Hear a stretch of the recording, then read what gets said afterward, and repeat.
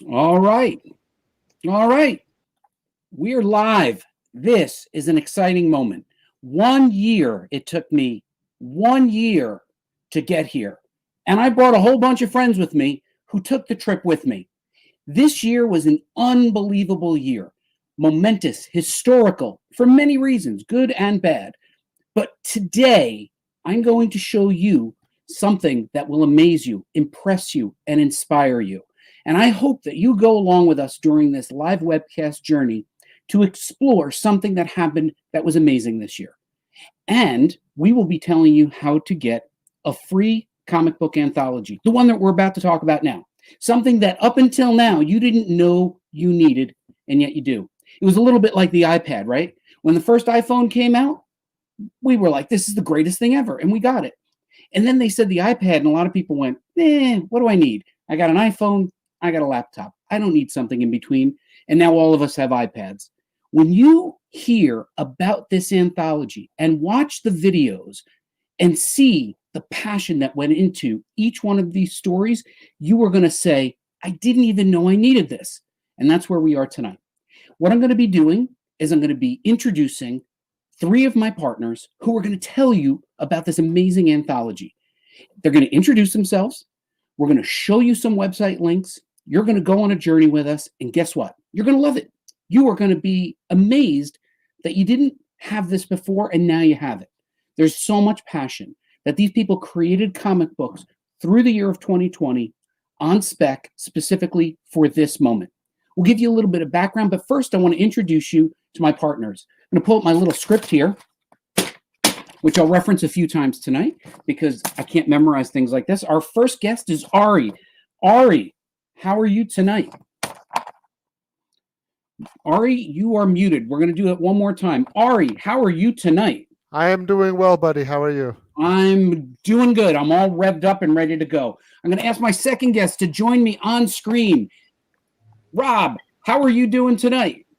Fantastic. I've been waiting for this moment for a year, like you. Being part of this process, seeing it come to this moment is super awesome and exciting. And certainly last but not least, Erin, would you join us up on screen? Erin, how you doing tonight? I'm good, buddy. How are you? I'm all revved up and ready to go. I can see that. Ready for this? I am. I'm revved up and ready for this. Let's do Revved this. up and ready to go. All right, I'm going to lower the camera a little bit. It was a little too high. All right, here's what we're going to do. We are going to be showing you a trailer, basically a book trailer. It's a popular thing these days, showing what this anthology is all about, but just little bits and pieces and panels. Set to music, created by Arielle Lupkin, who is part of the comic book school staff. She will show you what she is passionate about in all of these anthology stories. Then we will come back. We will take you through the anthology. We'll show you how we created it. And then in the end, we'll tell you how you can participate a little bit next year. So the first thing we're going to do, Rob, are we ready with our book trailer? We're ready. Rob gave us a thumbs up. So we're going to blink off screen. Rob's going to show you the movie trailer. Don't go away. We'll be right back.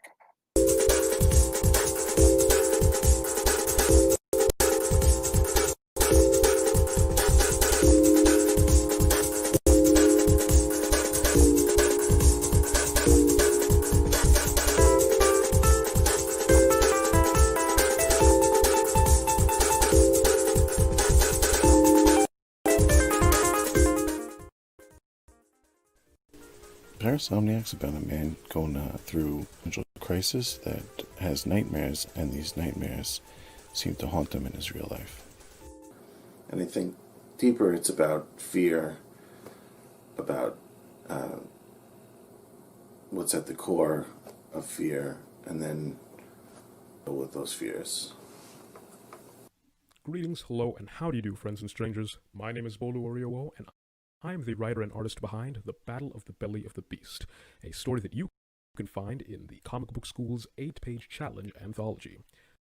The Battle of the Belly of the Beast follows an adventure in the life of Kip Kerstrom, man of tomorrow's yesterday from the future, an easily overwhelmed space explorer who teams up with his hyper-competent sidekick Vanessa to save an unfortunately delicious alien prince from the maw of a deadly space creature, all while avoiding the clutches of a trio of evil extraterrestrial assassins. It's a story for you if you enjoy things such as crazy sci-fi, fun action, and an acceptable amount of gross-out humor. Until then. My name is Mr. AnderSiN. I'm known as the Comics Advocate and Uncanny Devil. But more importantly, before all that began, I was just a creator trying to find my way. And thanks to Comic Book School, I did find my way. Check out my creative journey, see the roadblocks that I had, how Comic Book School inspired me, and all the great art brought to life by all these amazing creators who joined me on this creative journey. This is my answer to the 8-page challenge, and I hope it inspires your creative journey, and I hope it inspires you to take the next 8-page.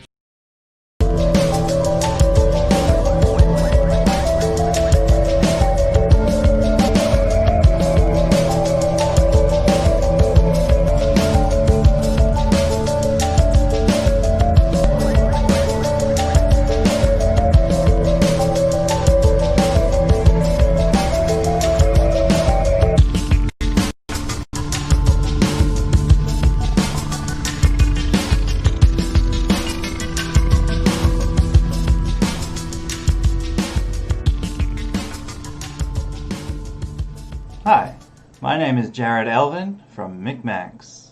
My comic story features the Meat Bucket Megababes, who are a group of leading ladies from my past comics, graphic novels, and other art. Inspired by current events, a virus has taken over the Meat Bucket multiverse, which mutates its sufferers into grotesque Lovecraftian entities. It's up to the Megababes to travel to another dimension in order to stop it, but what dangers do they put themselves in by going there? I hope you enjoy, and please visit www.micmacs.com to see more of my art, including the Meat Bucket Megababes pin-up artwork on Patreon.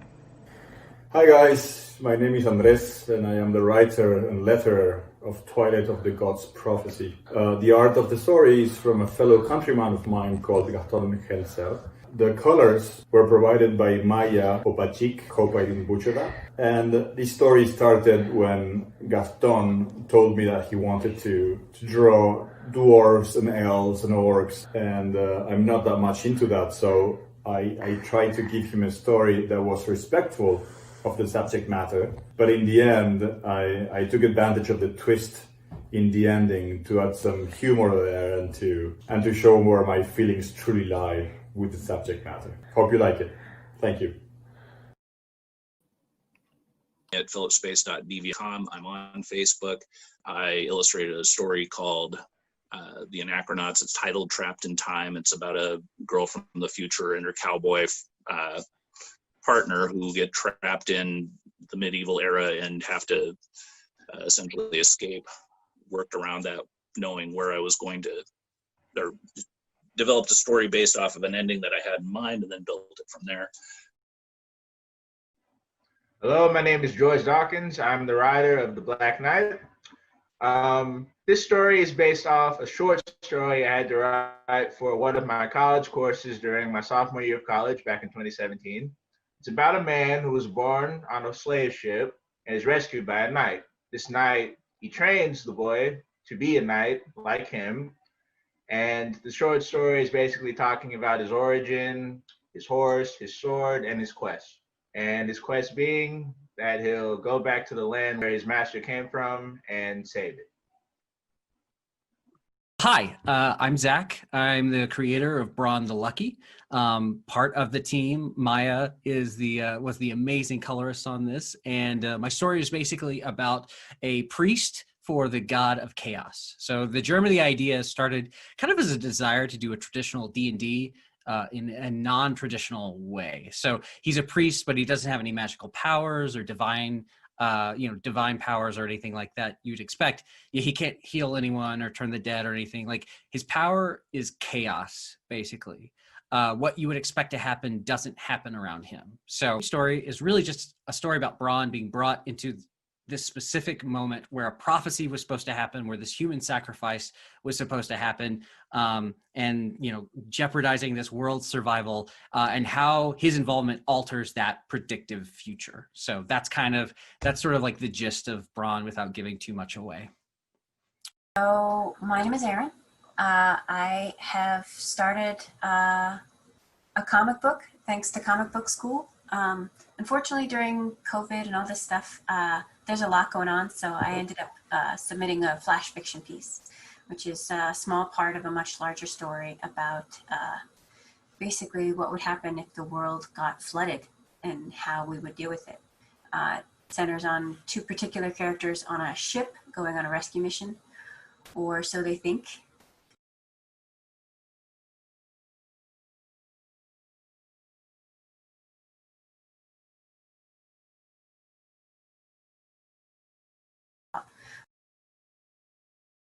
I'm not sure why we lost the audio on that last I one. don't either. You know what? It must have been too much of a mind blower, and the internet couldn't handle Erin. I'm so sorry. I speak Well, I think quietly. we have Erin's intro, so we can play it later. So don't worry. If you missed it, we'll probably be able to I swing do back have and get the it. floor. But Buddy has First the of all, floor now. you know what? Thank you to Arielle, and thank you to Kevin for pulling those videos together. They're going to go to good use tonight. In fact, at the beginning of each one of the anthology stories, if there is a video, we're going to be rerunning that. So some of the audio is a little bit weird, but we're going to fix that a little later. You get to hear all of Erin's, and it's going to be amazing. So what we're going to do now is we're going to be introducing ourselves very briefly. I will go first. My name is Buddy Scalera, and I am the founder and the publisher here at Comic Book School. I'm a professional comic book writer. I've been published by Marvel and other publishers, and you may know my name from Wizard Magazine and the Wizard Online. So I've been in comics a very long time, and Comic Book School is something that is a passion project for me. Brought to, my greatest dream was to bring new creators, the next generation of creators together to make something and build a community. And the people that are on this chat and who are listening tonight, many of them helped make that dream come true. Let me do a quick introduction. Ari, would you give yourself a quick introduction? Tell everybody who you are and what you did on the anthology and what the name of your story was. Yeah, okay. So my name is Ari Rubin. I go by AA Rubin. I was the prose editor for the anthology. I'm also doing a lot of the communications and public relations for it. I have two stories in the anthology. One is A Day in the Life of Mr. Stupendous with Arielle Lupkin. It's a superhero spoof, an everyday life, a single day in the life of the hero. The other is a flash fiction piece with Mike Ponce. It's a Western fantasy mashup that I don't want to tell you too much about because it has a twist ending. So spoilers. That's it. I've been a writer for a long time, and when I decided to write comics as one of the things that I write, really the key thing for me was Buddy's panels at New York Comic Con, Comic Book School. I'd say I met about half of the artists that I've worked with through the Creator Connections panel and the subsequent things that we've done online. So that's me. I'll give it back to you. Well, so much for that introduction. Ari's a little bit modest. Ari slugged it out. Every single page, checked everything. He is an astoundingly good editor. His attention to detail is only rivaled by his ability to actually tell a great story. And we're lucky to have him. Speaking of great storytellers, Rob, our engineer, the guy who is literally, I don't know if you could see it below there, he actually has two extra hands on top of the two that he has up there. He is moving and grooving, engineering this and running it. Rob, give an introduction. Tell us about yourself and what you contributed to the anthology. It always helps if you're unmuted. My name is Mr. AnderSiN. I am an advocate for comics. I'm very proud of that. And I've gone to Buddy's classes over the last decade, and he still teaches me to this day. Watching this process has been amazing. I've kind of stayed in the back and always volunteered for anything that was needed, trying to help for any time I can. I actually added to this the creative journey. I took a lot of the things from my own personal life, made it vague enough that hopefully all you guys can kind of read it and go, oh, I feel that. I've been there. I've done that. I've seen that. And you feel like you go on the journey with me.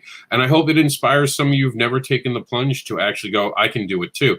Because in the end, it's more about the energy to listen, to learn, and then to do something with that knowledge than anything else. The rest can be helped. That's why we have story editors. That's why we have people who can help you create a comic. But it takes the desire and the need to get it done.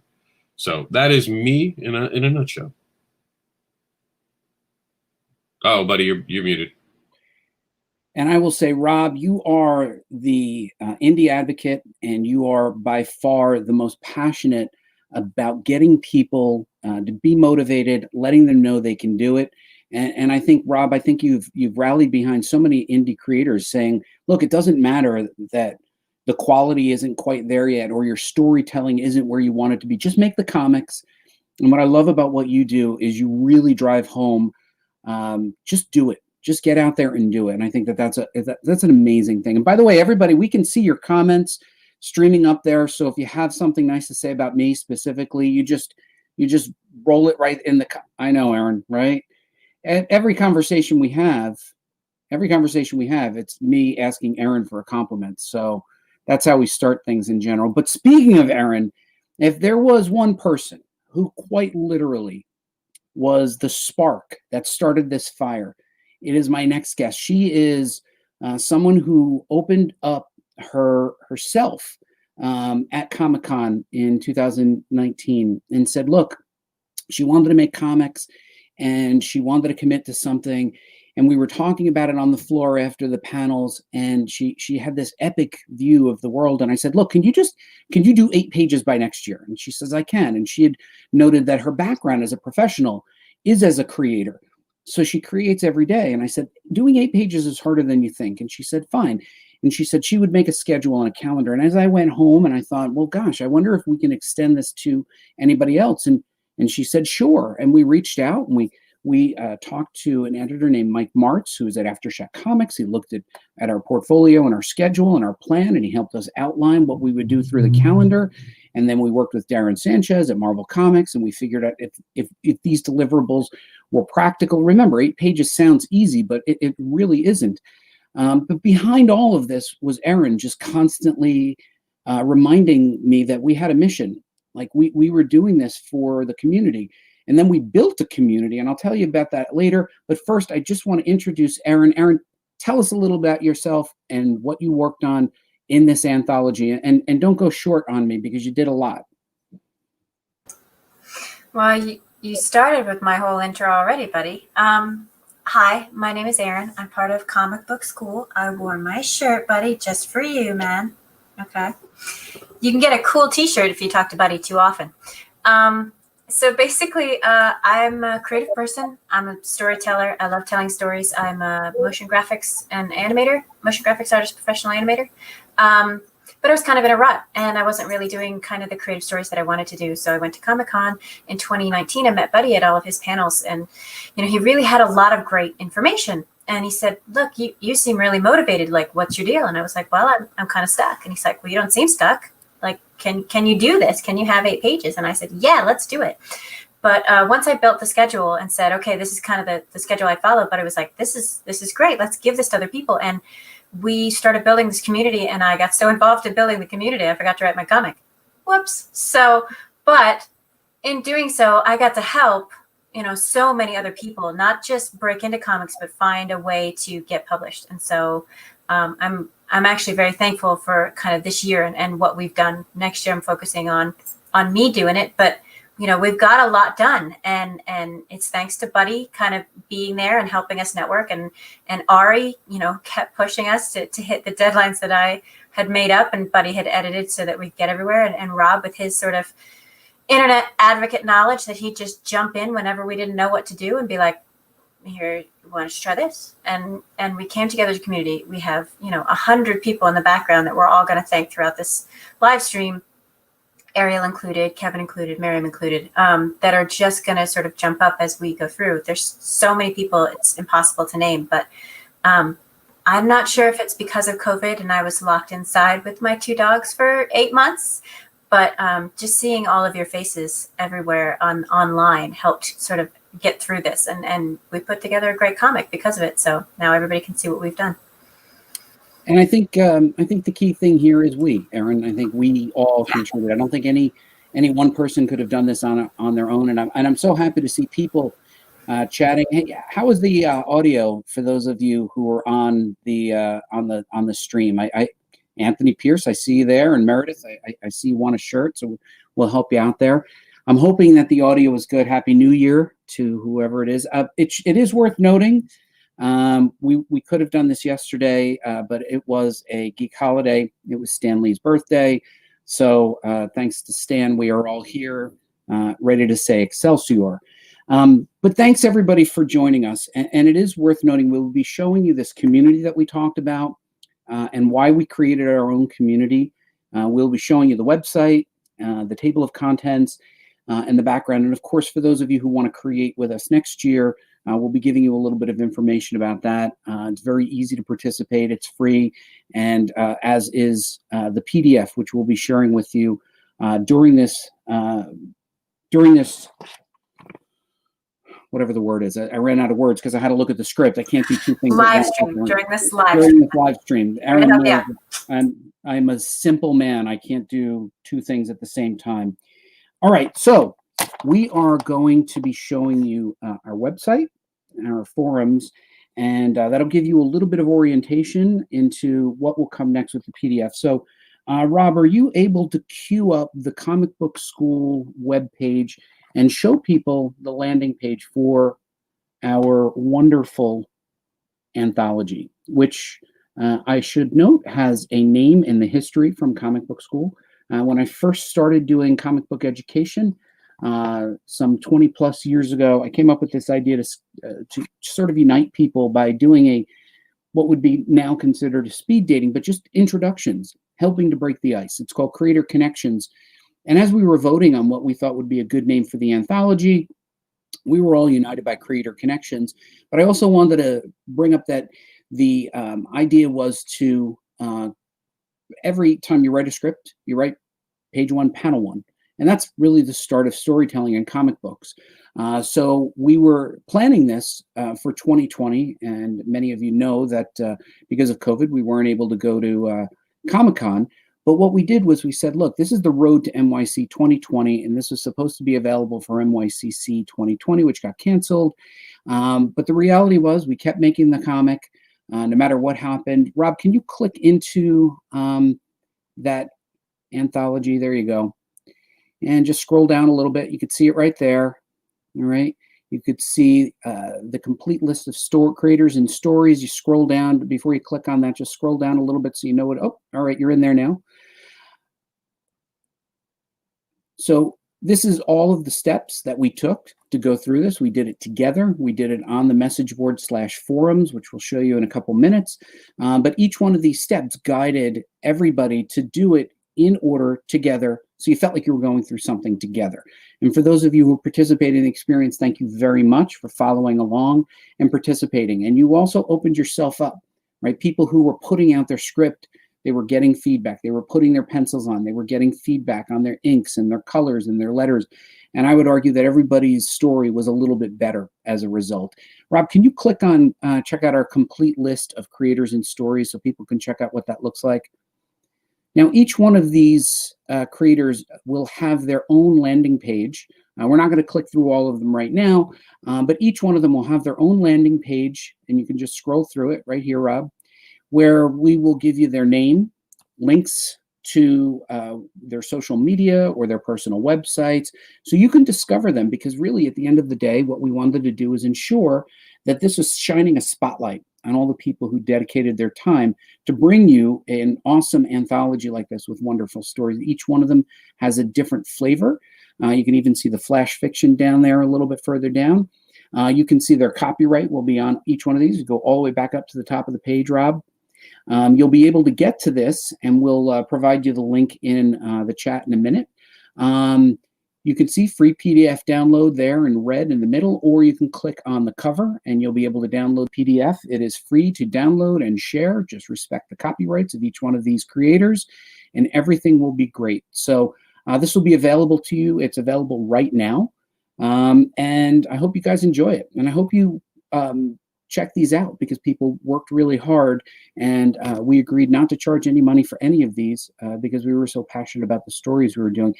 Before we go to the next section, Ari, Rob, Erin, anything to add?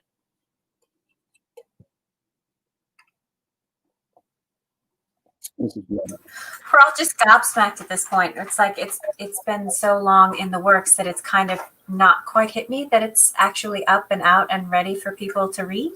I'm really excited to see kind of what people think of it and how they react to it, and you know that everybody that worked on this worked so hard for it and put in so much time and effort to make this a really great anthology, a really professional piece of work. And Rob was saying a lot that, a lot of other people didn't put out anything this year, and look at what we've accomplished the first time out. I hope that a lot of people read it and a lot of more people want to make comics, not only with us, but just in general, so that we get a lot more stories and a lot more, different, new and interesting things to read. So that's my 2 cents. And I'll just say that with everything going on, and we're not really able to see everyone like we normally would, like missing Comic-Con, missing, you miss seeing a lot of people you see every year, and working through the year on this, you really got to stay in touch even to a greater extent than you normally would, which is really something in a year like this where we were all isolated and kind of in our own spaces. And I'll say this, it's now available on Comic Book School on Facebook. It's now available on the Comics Newswire on Facebook group. It's now available on my profile personally, and I'm going to continue to be dropping the links, including on Twitter under the Comics Newswire, and I'm sure Arielle will see it on Twitter and share it out.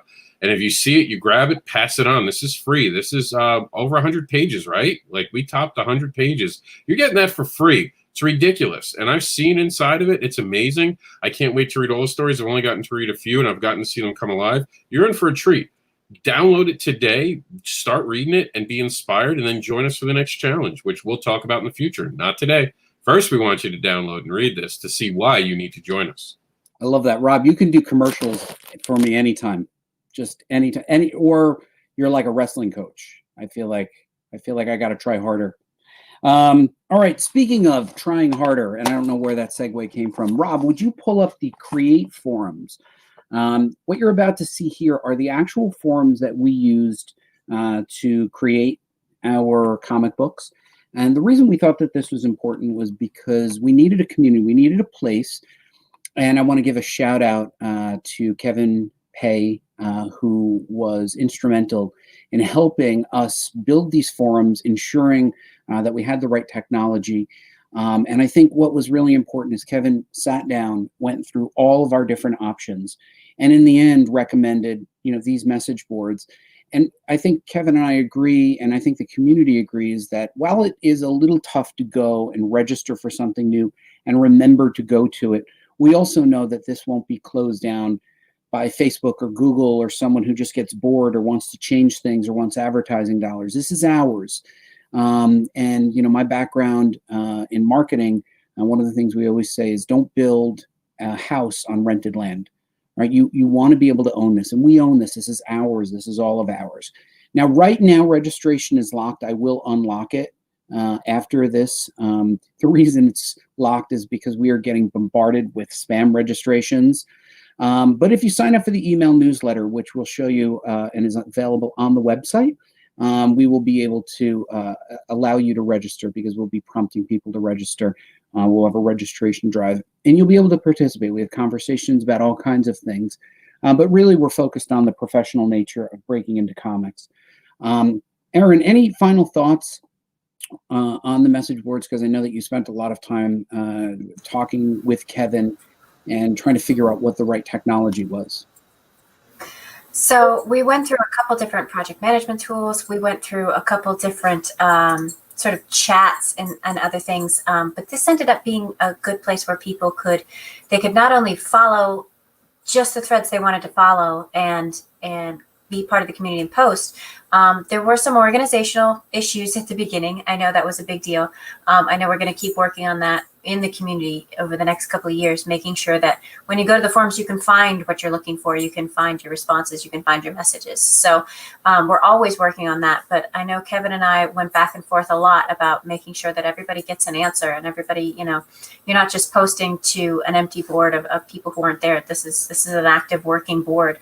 And while, Russian bots and needy money princes from Acrobat or wherever it is they're coming from in the spam universe are continually trying to get into our forums, it's because they're active. That's why. So cleaning it up, we're making sure that everybody can get to what they need to without getting spammed or getting any viruses or weird things like that.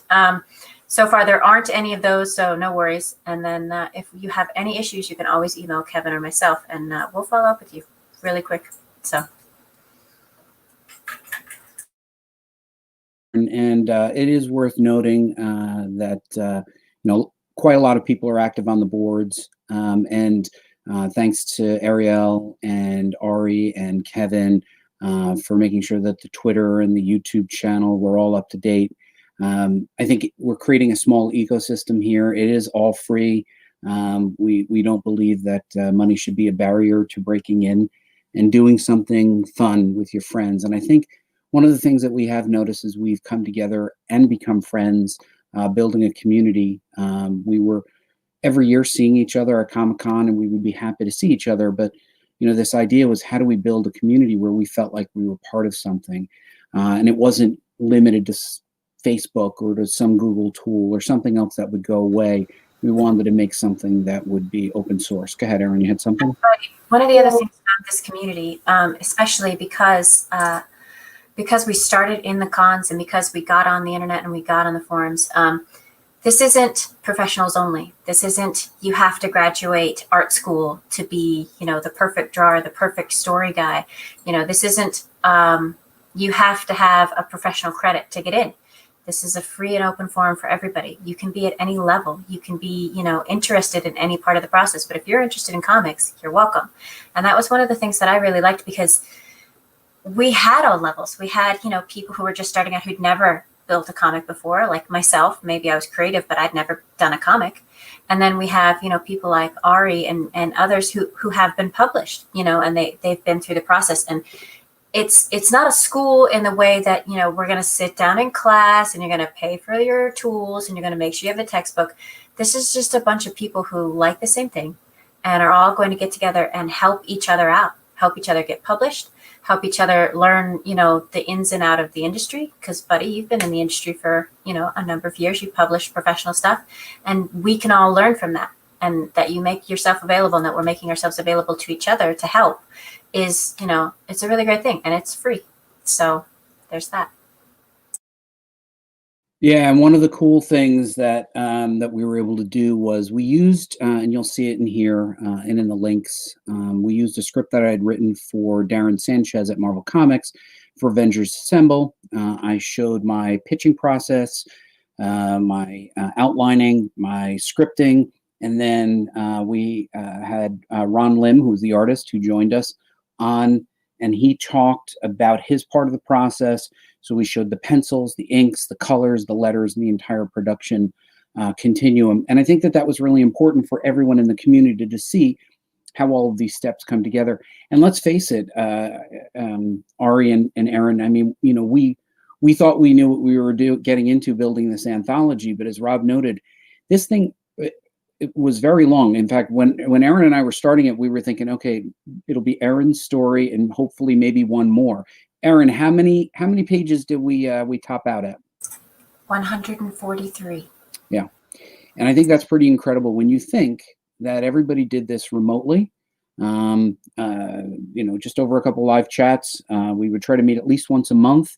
We had Kathy Kirch, who was from mywritinghero.com. She talked to us about writing. We had Joe Pezwani, who is a marketing professional who talked about social media building. We got together, Ron Lim joined us, Darren joined us multiple times. And what we were able to pull together was something really special and really educational. And no matter how long you're in comics, and I've been in comics a long time, there's still a lot to learn. I feel like I'm constantly learning, and I learned from this process. I learned from the creators who were posting their stuff to the boards. I was reading the feedback and trying to get better as a writer myself. So I think that at the end of the day, we were all enriched. There was nobody here that didn't learn something, including me. And I think that the really important thing is we're going to continue that learning with future projects. But first, we're going to start to show you what our anthology looks like. So I'm going to ask Rob if question doesn't get answered on Kevin Karen, and I will do. Oh yes, Arielle, thank you for that.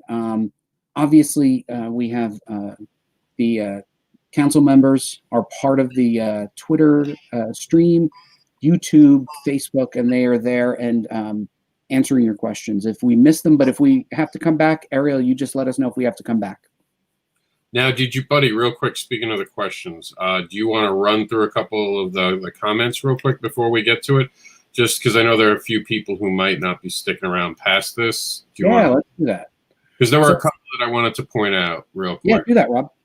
Okay, so thank you for that, Arielle, and a lot of congratulations. But Michael, who's a great guy, who actually got the Advocator, a different anthology, and wrote out for every story what he felt about it. And this was 3 issues he got.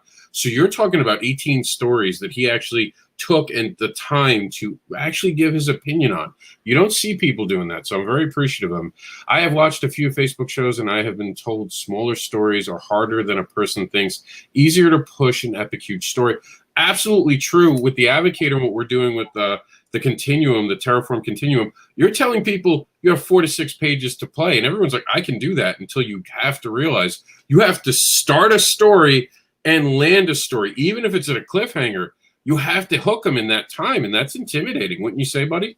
Yeah, I would. And I think the key thing is, you know, when you tell a story that's in an anthology, it's hard to distill down what you want to say. You have to build a world, establish characters, set up some sort of imperative that makes the story worth reading, have a twist, and have an ending. Whether or not that ending is a hard stop, like an O. Henry twist, or something that is open-ended, it is really difficult. And I think one of the things that we experience, Erin has an epic story in mind and had to really start to think, like, how do I narrow it down? In fact, quite a few of the creators, Ari included, you can see, have an idea for a character that can carry on, can continue.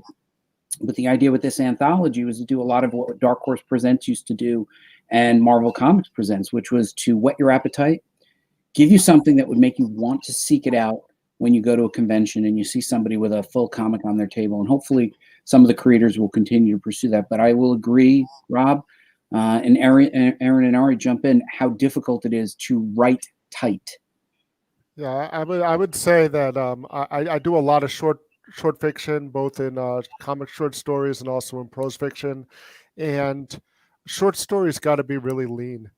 You don't have a lot of time. There's no, like, in a novel, you could have backstory and digressions, and people like that. You can spend 3 pages describing how a house looks, or every last meal, everything anybody ate at a particular. You can't do that. Everything in a short story needs to have a purpose for being there.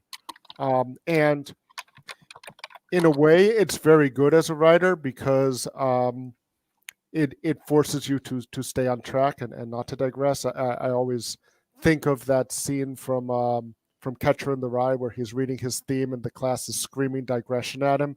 Like, you have that voice in the back of your mind as you're writing the short story. But it gives you more freedom, because you can do weirder things in a short story, with terms of form, in terms of the types of twists and information, things you leave blank for the reader to figure out. Short stories, you could be more avant-garde than you can in a longer piece. And the reader will give it a chance, because it's only 8 pages. It doesn't take that long. You know, they'll stick with you for those 8 pages, and you got to deliver within that space. Great. And Erin, what was it like for you trying to distill down that epic that you told me about into a flash fiction piece?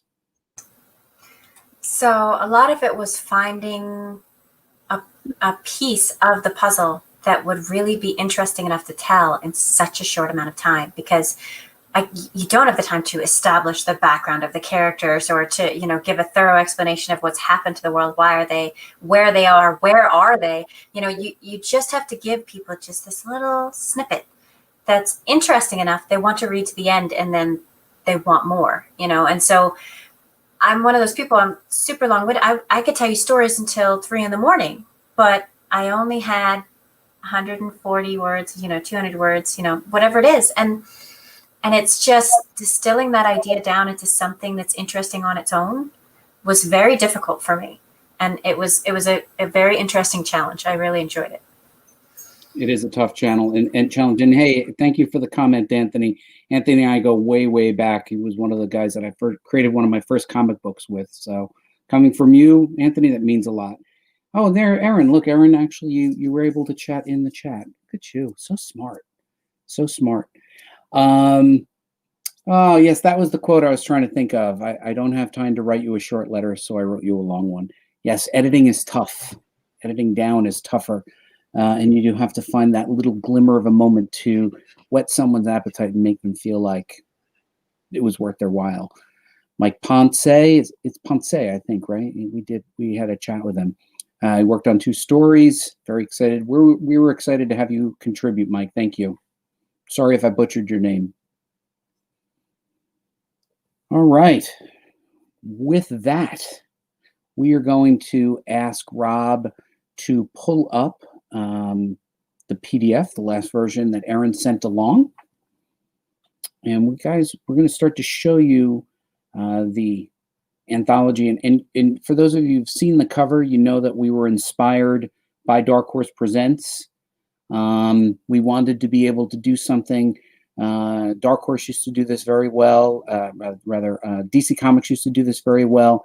And what we wanted to do was create something that popped, that showed a lot of different characters, that made people go, wow, this looks good.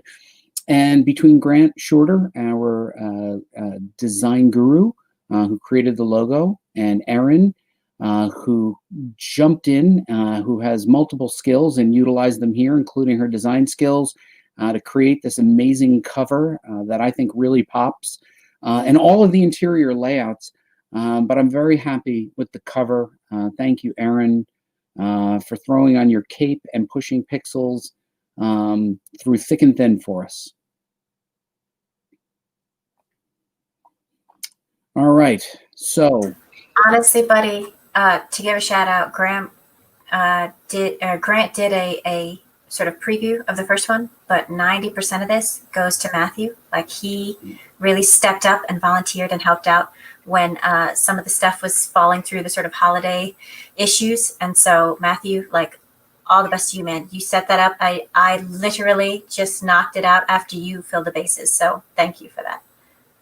And I'd like to add Kristian, who went through every PDF to find some some key panels like you see here, which I loaded onto the website as well. We really wanted to make sure we had a great image. So Kristian did that for us. So thank you for that. So yeah, let's move forward. Let's show what the table of contents looks like. If you go up a little bit, I guess, to page 2 of our PDF, I just want to go through it so people know what they're in for. Oh, look, there's my name. All right, so that's our table of contents, and listing the people that we noted, as well as other people, including Rob Anderson, who came in and really rescued us in some of the publishing quagmire that we were getting caught up in. So if you jump to the next page, Erin, do you want to just talk about the table of contents and what we'll be jumping into? Oh, I think we lost the PDF. Go to slide. There you go. So the table of contents, just basically, what's in the book. We have all of basically the titles of each comic. We have a short intro from me as the editor, and a short intro for the flash fiction pieces, if I can talk, from A.A. Rubin, or our very own Ari. And then, of course, at the end, we have Buddy's sort of afterward, his thoughts on the whole process, since he is basically our publisher for this anthology. We had a lot of great contributors with this. We had 3 flash fiction pieces. We had a bunch of great stories, great artists, people who came in for lettering, people who came in for illustration, people who just did some color. I mean, there are also some that don't have any color, which it's kind of a splash of surprise right in the middle. So that's kind of nice too. But the artwork is great. And just going through it, like I said, we hit 143 pages. Some of them had covers. Some of them, just had a title page. We've got credit pages for every individual comic that's going to have everybody's contact and social media. So if you find something that you like, you want to see more, you can always find that artist, that writer, that inker, whoever it is.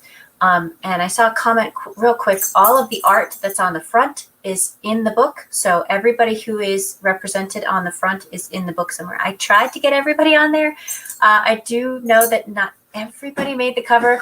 Sorry for that, but everybody's in the book, so you can find them all inside. I'd like to also note, we tried to be as democratic as possible in this. You'll notice that the order of these takes no specific order that you might see in a normal anthology where you put your most popular character or popular creators up front. We sorted them alphabetically, removing obviously articles like the and a, but we just felt like that was the best way to go. We just sorted it and got everybody exposed here. Now Erin went through the tedious job of hyperlinking every single one of these pages. It'll make your reading experience a lot easier, but not for Erin. But we're going to scroll down, Rob. We're going to show the introduction. They're not going to read it. We're just going to show them that it's there. And then if we have a video for Belly of the Battle of the Beast, is there a video for that? Do we know if there's a video? I think there is. It wasn't labeled right. I hope this is the right video. I'm in the background literally trying to cut some videos together. So if you see me looking down, please know I'm not being disrespectful. I'm actually working on trying to get these videos up while we're live and re-editing a few so they fit. I hope this is the right one. If not, we're skipping ahead to something. Fingers crossed I got this one right. Greetings, hello, and how do you do, friends and strangers? My name is Bolu Arielle, and I'm the writer and artist behind The Battle of the Belly of the Beast, a story that you can find in the Comic Book School's 8-page challenge anthology. The Battle of the Belly of the Beast follows an adventure in the life of Kip Kerstrom, man of tomorrow's yesterday from the future, an easily overwhelmed space explorer who teams up with his hyper-competent sidekick Vanessa to save an unfortunately delicious alien prince from the maw of a deadly space creature, all while avoiding the clutches of a trio of evil extraterrestrial assassins. It's a story for you if you enjoy things such as crazy sci-fi, fun action, and an acceptable amount of gross-out humor. Until then.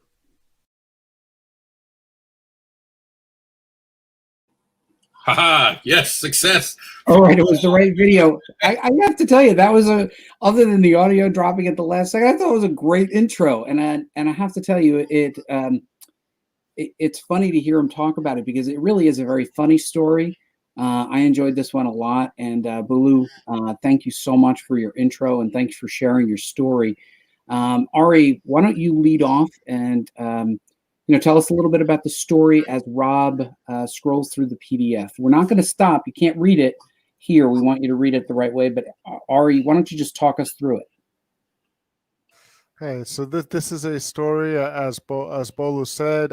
It's got an interesting, it's kind of like an inner space type of thing or a Fantastic Voyage where it seems to take place, but instead of being inside of a human, there seems to be an entire world inside of this this creature here. It's a very fun story to start the anthology. You might think that the idea you got a lot of gastric juices and things like that, but it works in here. It's got a kind of fun old action adventure type of cartoony feel to it, and I really liked it. I thought it was a lot of fun. Yeah, it's got a 50s hero vibe to it, and also a bit of slapstick. And I got to tell you, really pulled it together in a way that makes me think that this is definitely a property that will continue on. I imagine he's probably drawn this in the past because everything looks very, very polished and complete, as you can see from these story pages. If you want to jump to the last page there, Rob. Oh, do we want to show the last page? I thought we weren't going to show. Oh, yeah, just show it. No one's going to read it. We don't want you to read it. Don't read it here. Read it in the PDF. You could just scroll past it. There you go. Quickly. There you go. There you go. Keep it going. You can see how. And we're on to the next. A good Pixar movie. All right. Next one, Bron the Lucky and Hail Chaos. Again, another humorous story. This one it was fun in your classic storytelling where it was sort of very meta, right, Ari? It was a storyteller telling a story about telling stories. So there was a lot going on in here. I don't know. Do we have a video introduction for this one, Rob? Not that I have. Does anyone know if there was a video made? I know a couple people didn't have the time with the holiday. There was a video. Do you have the video? Because it wasn't in what I was given. Yeah, I do know that the art looks really cool. Erin, you're not on. You have to unmute. What do you want to do this one, Erin? Go ahead and talk about it. I'll see if I can grab the video real quick. All right. Ari, do you want to talk us through this one? What do you got, Ari? To me, yeah, this was an interesting one too. This is also, I mean, you can see even between the first two how much variety there is in the stories between the first story and the second story. I love that panel up there with the archer. That's one of my favorite panels in the whole anthology. This one has a very fantasy type of vibe to it, but I'd also like to note that if you zoom in on the skeleton, you'll see that there is an arrow, and then in the third panel on the page, they zoom in on the arrow, and there are literally people on the arrow. It has a Grant Morrison vibe in that there are huge ideas in here, and yet the story is light and fun. The character is well thought through. The main character is well thought through. And it has a sort of a beat to it. What a handsome guy this Bolu is. I agree. But Rob, if you keep scrolling through it, what I think you'll find in this story, there are a lot of big ideas in here, but it's also pulled through with a neat O. Henry twist and a fun Falstaff-like character, wouldn't you say, Ari? I like the bar scenes. It's kind of goes back and forth between the story and the tavern. That there's multiple layers to the narrative here, and that's something. It's a very complex, layered narrative for such a short piece. And again, you got that creature on the bottom there. I love those big horizontal panels, and I really like that one and the other panel that I mentioned before. I like how those really are nice art. And I should note that I think Maya colored this one. Look at the way the colors pop. Rob, keep going through it if you want. I mean, Hold on 1 second. I actually think that they mislabeled it. It's under Braun, possibly. I was able to track it down looking at some stuff. I might actually have the video here. I think it was just mislabeled. I had a couple where they put the person's name instead of the actual video. So I did some digging, and I think I figured it out. Again, let's go see 2 for 2. Hi, I'm Zach. I'm the creator of Braun the Lucky. Part of the team. Maya was the amazing colorist on this, and my story is basically about a priest for the god of chaos. So the germ of the idea started kind of as a desire to do a traditional D&D in a non-traditional way. So he's a priest, but he doesn't have any magical powers or divine powers or anything like that you'd expect. He can't heal anyone or turn the dead or anything. Like, his power is chaos, basically. What you would expect to happen doesn't happen around him. So the story is really just a story about Braun being brought into this specific moment where a prophecy was supposed to happen, where this human sacrifice was supposed to happen, and jeopardizing this world's survival, and how his involvement alters that predictive future. So that's sort of like the gist of Braun without giving too much away. Thank you for finding that, Rob. That was awesome. And yes, it was Braun the Lucky. So you figured out the puzzle. This is all written in code. It really is. A. We try to make it as hard on Rob as possible just to see how he can succeed and raise the bar, and he does every time. 10 minutes before the show, figure it out. So yeah, that's how we roll on Rob. We roll. And Rob, we forgot to even mention, we forgot to mention in the intro, and we should note it at the end, you actually have a book that's solicited in Diamond this month. You'll have to put that into the show link. Sure. People should go check that out. Put that link in there. I tweeted it just yesterday. So we want to move down to the next story. Next up, we have the Lurkers. Cam Ridden, yeah. All right, so let's go to 20. Is this, are we ready? No, you got to keep going down a little bit further in the PDF. Maybe 24. I'm trying to get the numbers right. So this is just the end of that last one. There we go. There you go. Cam Ridden and the Lehman Lurkers. Another light, but also rather deep story. You have a video to roll on this, Rob? Erin? Did this one have a video too? Because this one, I don't remember there being a video. I don't think we have one on this one, buddy. I'm getting the head shake. No, I think I'm confident this time. All right, so we don't have an intro. Ari, and Erin, if you guys want to help me get through the description here, we have a wanderer who wanders into a village and entertains, and then there's a neat twist at the end of the story. This one is one of the most O. Henry of the stories, where it has like a neat twist at the end, wouldn't you say, Erin and Ari?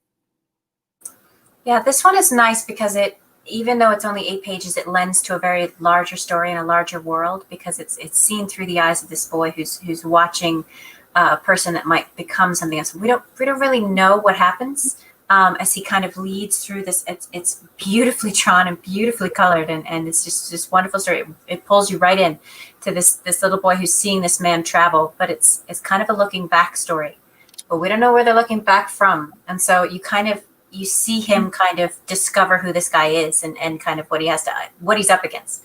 And I for one am waiting like on bated breath for every next issue, everything that comes out from here, because it was a really interesting story. I think they are actually planning to do a whole series around this in this world. I know Jack, the writer of this story. I've been in a couple of his anthologies. He does really good anthologies. Arcane Industries is his company, and I believe they are planning to do more with this one.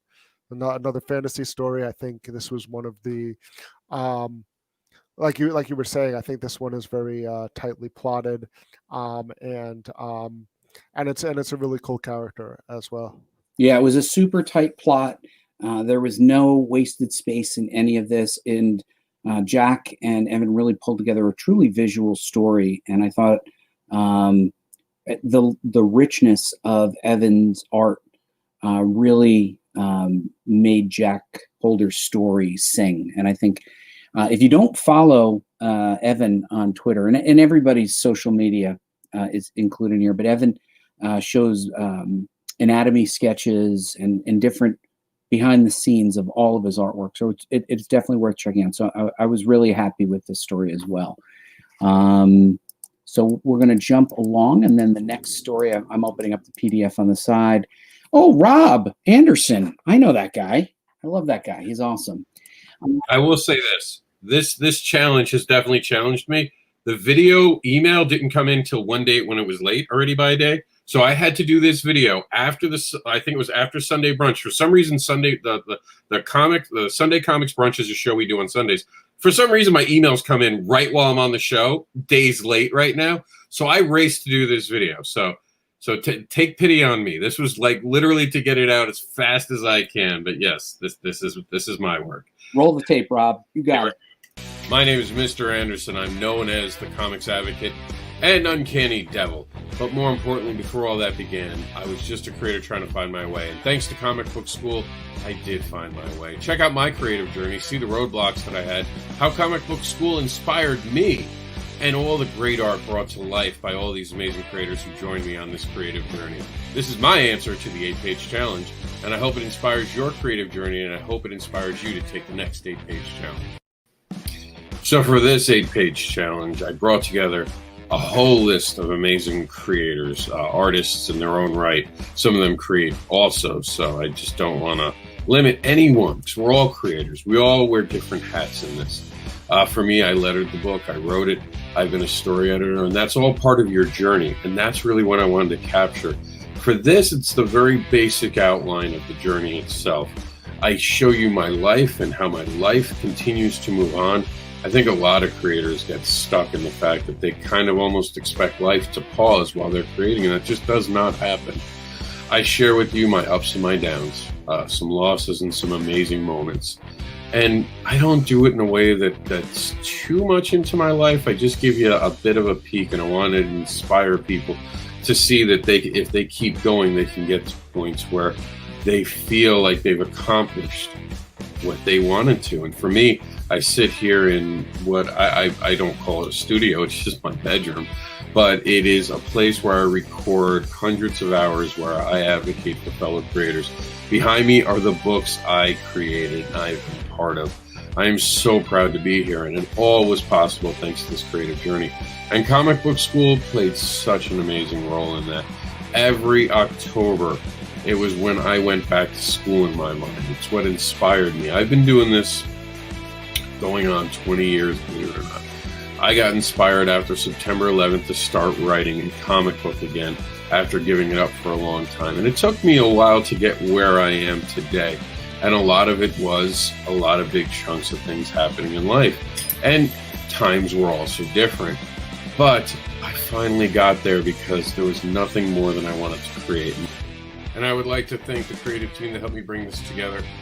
I was the writer, of course. Chuck was our editor. Mike did page 1. KB got page 2. Peter got page 3. Martha did 4 and 5 for me. Danny got 6. I had my script for 7. And Chris Mad ends us very strong. Thank you, Buddy, for all you've done over the years. Remember, there's only going to be one you. In all the existence of time, there's only going to be one out of hundreds of millions of people. So go out there and tell your story. We want to see it in the next page challenge. Thanks for tuning in, and I hope you enjoy my creative journey. There you go. Well done, Rob. That was really good. You did a great job on that intro. And I thought what was great about your story, Rob, was you took this meta approach where you were expressing anybody's creative journey, but it was your creative journey, and it touched on, how you started out. And what I thought was really well done was how you integrated the art and storytelling from all the different creators. I think we got lost there. So go to 34, 36. Yeah, there you go. There's me. That's me doing Creator Connection. There's Rob going back and working on it. And what's great is you can see he wrote the story and obviously tailored it for the creators that would be working on it.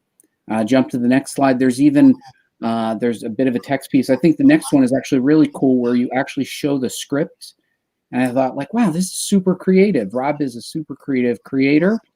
Yeah, that's what happens when an artist bails on you and you have to get real clever real quick. You go, why don't I show the script? It fits here. Here we go. And yet it worked. I thought it really worked. If you jump to the next one, you'll see. Yeah, there it is. It's literally the script for the page. And I thought that was super cool. And that's the really interesting thing about Rob's is that because he was using so many different resources and trying to highlight all these different people. I mean, it was 2020. Let's face it, a lot of people had a lot of things going on this year, and not everybody was able to do the things that they wanted to, or to commit fully to the projects that they wanted to do. But Rob, even though he might have had somebody who, quit on him for whatever reason, he still had a way around it. He still, man up, so to speak, and said, this is what it's going to be. I'm showing the process. And part of that process is making sure that, if you have somebody that can't come through, you still get the comic book done.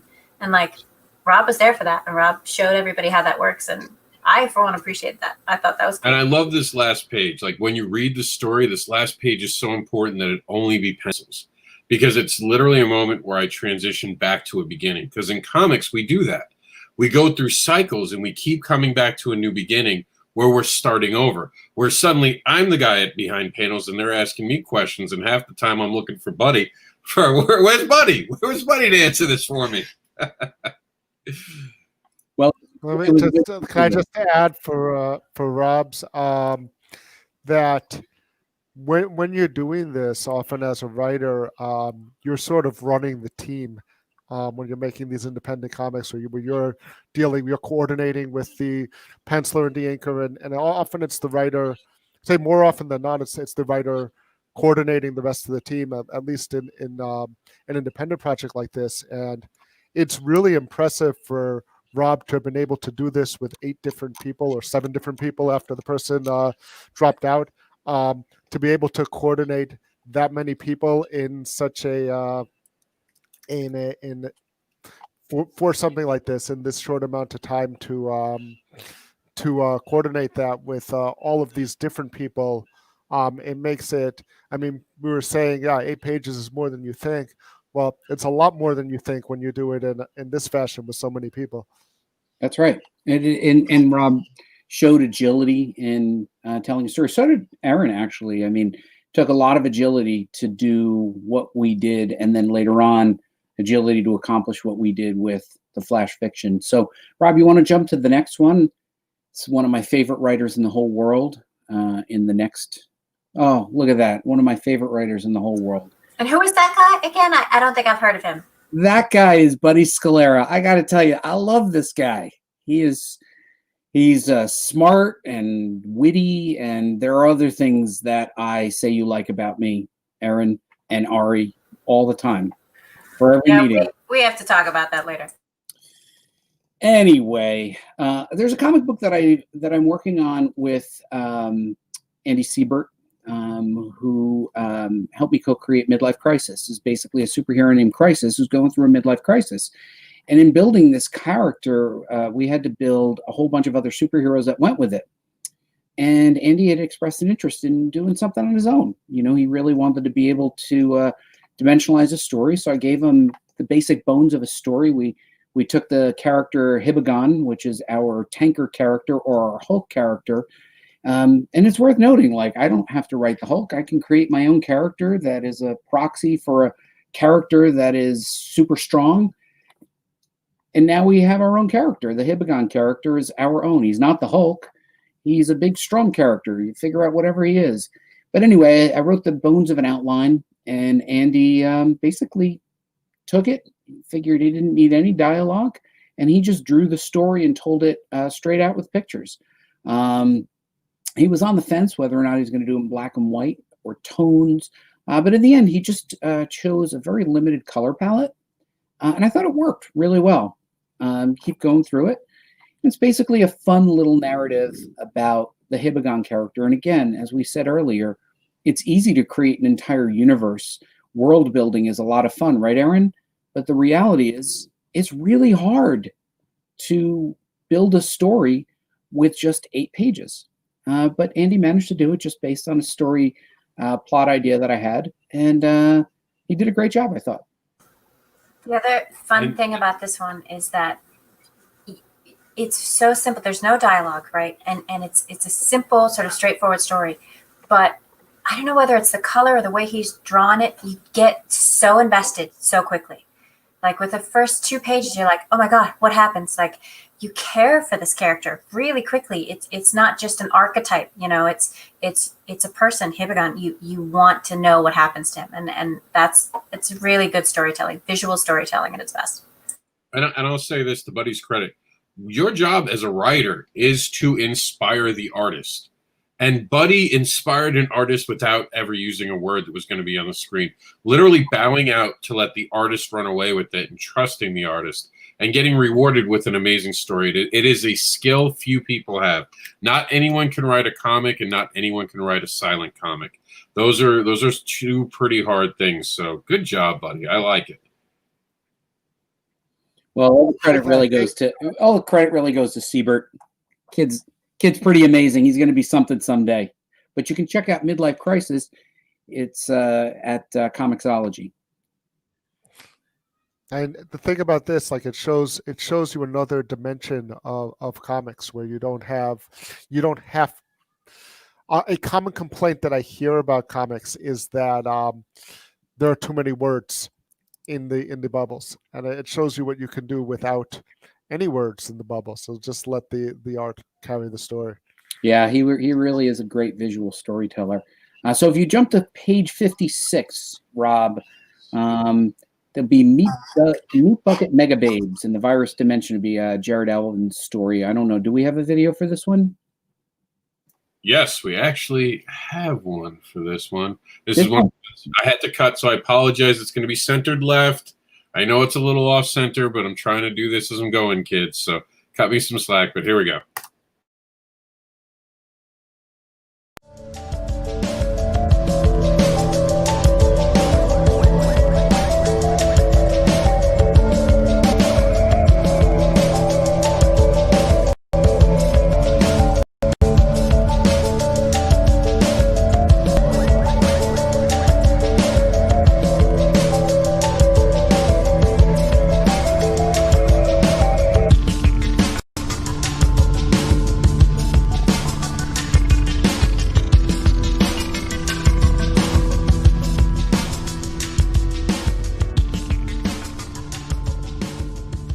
Hi, my name is Jared Elvin from Micmacs. My comic story features the Meat Bucket Megababes, who are a group of leading ladies from my past comics, graphic novels, and other art. Inspired by current events, a virus has taken over the Meat Bucket multiverse, which mutates its sufferers into grotesque Lovecraftian entities. It's up to the Megababes to travel to another dimension in order to stop it, but what dangers do they put themselves in by going there? I hope you enjoy, and please visit www.micmacs.com to see more of my art, including the Meat Bucket Megababes pin-up artwork on Patreon. I just want to say that I purposely didn't watch these videos because I wanted to watch them with everyone in the live stream. And I absolutely love that Jared has a shirt with his characters printed on it. I just thought that totally fit this story. And I missed this story initially when he had submitted it. He did everything right. And I did everything pretty much wrong when it came to project management. And he was like, oh, it was Meat Bucket Megababes. And I was like, oh no. But it turned out to be such a delightful, fun, off-kilter story that really worked. Erin, I think you spent a lot of time with this story as well. Yeah, I proved the story, and honestly, from the second I laid my eyes on it, it's quirky and fun. And you hear Meat Bucket Megababes, and everybody kind of gets a different first impression. They're like, lots of people think a lot of different things, but it's just a fun story. Like, the characters are fun. The character design is fun. They all sort of have something to say without jumping all over each other. And it's this little ensemble piece where they go and save the universe. And I really liked it. And I know that everybody kind of goes, Meat Bucket Megababes. Like, Jared, you have got to tell us where you came up with that, because we all kind of stumbled over it for a bit, and then it's in the virus dimension. It's totally relatable to this year, and the artwork pops off the page, and it's just, everything about it is fun. So yeah, well done, Jared. And Jared, I thought what was amazing about this was you managed to tell a story that had a beginning, middle, end, and a funny twist at the end. I mean, it's a genuinely funny story. And I think he even said in the video that this is the first Meat Bucket Megababe story. So I'm excited, man. This free downloadable PDF is going to be worth money one day. It's going to be a valuable commodity. Well, we get to print it one day. We've talked about it. If you guys are out there and you give us enough of a pull and you make exciting noise about this, we've talked about getting into printed editions and getting it out through the entire con circuit. They're coming back. We want to be able to meet you all and meet up at tables and sign the books in solid form. So make noise, guys. You like this. Go on social media, make some noise. I think this story had art that everyone loved this.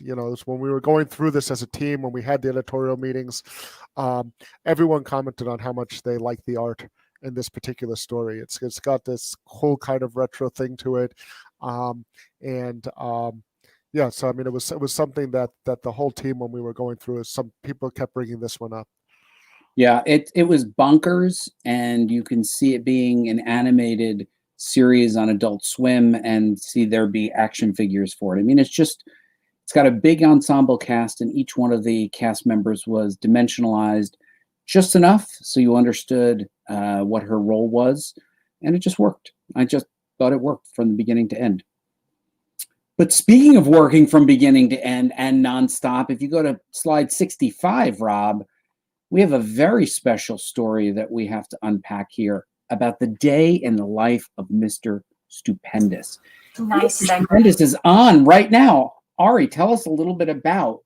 I think Rob has the video for it now, actually. Oh, there's video. Yeah. Even better.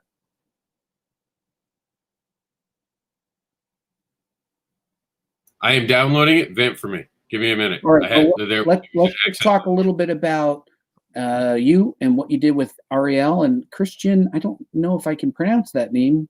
Dokolomansky, I believe. I was going to say. Tell us about Mr. Stupendous. So this is a story about the everyday life of the most powerful man in the world, Mr. Stupendous. As you can probably tell from the name, it's a bit of a spoof. It's a bit of a more human story. It focuses more on his life when he's not Mr. Stupendous, the trouble that he's having in his marriage and at his job. And there's all sorts of problems that you face. Like we know Superman always changes in a phone booth. Where's all the phone booths? There's no phone booths anymore. Where are you going to change your costume? You're up all night fighting crime and you got to go to work the next day. When are you sleeping? You're going to fall asleep at work because you can't fall asleep when the big green reptilian monster is punching you in the face. I mean, you might if he knocks you out, but that wouldn't be good. And all of these types of regular everyday problems that someone like that would encounter in their life as Mr. Stupendous. And what I loved about this, Ari, was, something I had said earlier, and I say this in all the panels, is, you may not get the opportunity to write Spider-Man or the Hulk or Superman, but there is nothing from stopping you from creating your own character that takes parts of different characters that you care about. Make your own version of a character. And I thought Mr. Stupendous was sort of close to Superman, but not close to Superman. There was more humor in it. There was more fun in it. And I just felt like what you created with Mr. Stupendous is something that could clearly go on as an ongoing. Is this being thought of as an ongoing project? I would like it to be. I'd like it to be kind of an ongoing episodic thing where there's, different episodes in his life that go on. I just, first of all, before we go any further, I should just, say that Arielle did a great job on this. She did a really, really nice job on the art. We talked about how we wanted it to look, and from designing the character even to the layouts, we were going back and forth with different references of different things that we had. There's one page, if you keep going, that's a repeated panel that shows there's one repeated panel on the bottom there, but there's a repeated panel I believe on the next on the page after he's on the roof. I mean, even if you just look at that one right here, this is one of my favorite panels. Yeah, it's great. It's so good. And even the one just prior to, if you went up one page too, Rob, before we go into this one, just look at what she does with color and light, showing the weather change. Go up one more. And we do have, by the way, the video ready whenever you guys are ready to play. Okay, so you can see how she uses repeat panels very effectively there in the bottom three. It starts, the sky is lighter, gets a little darker, and then she uses sound effects. Great job with this. I just thought, you wrote it in a way that helped her to shine, and I thought she did a great job of pulling it together, Ari. And I think Kristian did a really good job with the lettering and the effects as well. I think he that added a lot to it as well. And I think that repeated panel that we use there, and then on the page, on the nine panel grid page, that's something. Ahead, Rob, are you able to jump ahead? I think we want to go to 67 or 68. Before or after, Ari? Before 2 pages before that. 71. The one you had on before. No, one before that. Okay. I believe. This one right here. Yeah, this is something I've been trying to incorporate more into my comics writing.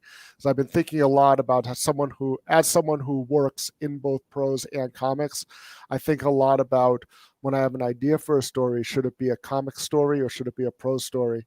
And things like this are things that you can only do in comics, where each panel was almost exactly the same, except for you can't really see it there, but the clock advances throughout his workday and as it goes through the workday. And things like that are things that you can only do in comics that you can't do necessarily in other mediums. So that was something that I wanted to do here. And Arielle just showed, and it was like, when I always describe something and then you don't know whether the artist is going to have the exact same vision as you. She's way she put it on the page was like exactly how I imagined it. It was a really good working relationship, and I hope that we can work together again on this or on on something else. And Rob, if you pull down Arielle's quote, I want to just point out something in the art. She somehow manages to get a lot of information on the page. There's a lot of room in the top. that sort of draws your eye down. She avoids tangents, does a very good job of this. Like the work that she did here is very understated, and I think we're lucky to have had it in our anthology. So if you keep moving forward, Rob, you'll see what a great job Ari and Arielle did together on this project. I thought it was super high level, high quality work. Thank you, buddy. Yeah, that's the Nemesis character she was talking about in her comment, the big green guy. You want to run the video now, guys? Yeah, why don't you run the video? I did That's all right. We want to see you again anyway, Ari. Go. That's all right. That's all right. Yeah. Being a crime-fighting hero ain't always easy. Sure, you've been blessed with the ability to fly and superhuman strength, but you're also working a day job on no sleep trying to keep food on the table, and your wife's getting suspicious about all those late nights. Join A.A. Rubin, Arielle Lupkin, and Kristian as they document a day in the life of Mr. Stupendous. You'll find that despite being the most powerful man in the world, his problems are... You missed the last line. Despite being the most powerful man in the world, you'll find that his problems are all too human. Wow. You must be a writer. Well, I pretend to be, at least. I got to tell you, Ari, did you create that mask for this, or did you already have that mask and you just found a use for it? That mask is in my house. That was my son's mask. He's 3. He's obsessed with superheroes. One thing that I found, but in my day job as a teacher, that you could do a lot with props. I have all sorts of swords and capes and Victorian greatcoats and things of that nature. So, you got to put them to use when you have them, right? I mean, and you have the. It was even one of his colors. I didn't have the exact color of his mask in the comic, but it was the color of his boots and trunks there. It was super. And we love your intro. And all these intros will go on YouTube where you guys can watch them as many times as you wish with no sort of stuttering in the video. So, Rob, if you want to jump to page 24, that's the beginning of Parasomniac by Matthew Timpanelli. Matthew was instrumental in helping us pull everything together, right, Erin? Matthew saved this comic because we dropped the ball right after, it was Thanksgiving, I guess. And we were like, okay, we need somebody to put it together. And everybody was busy. And Matthew was like, I think I have a hot minute. And he laid out the whole thing. And he put everything in, and he let us know everything that was missing. The man was, instrumental in bringing this together, because if it wasn't for him, we'd have been 2 months out right now. So everybody should give a thank you to Matthew, because he helped us finish this. So thank you, Matthew. And he wrote a great comic that's submitted. So yeah. Yeah, Parasomniac is really it's striking how Matthew and Sam Parada and Phil Burnett, who's also all over this anthology, used light and color very effectively in this story. You can see it starts off in black and white, but the spots of color really make the story pop. And they told the story on multiple dimensions, right, Erin? I mean, it wasn't just a flat story. I mean, they really, right there. When that color starts to creep into the story, it becomes significant. Like it's like Wizard of Oz. We go from black and white into color, and all of a sudden it's grabbed our attention. It's like kind of like Frank Miller's like in Sin City a little bit. Yeah. And speaking of grabbing attention, we do have a video for this one. We do. All right. Well, let's roll the tape.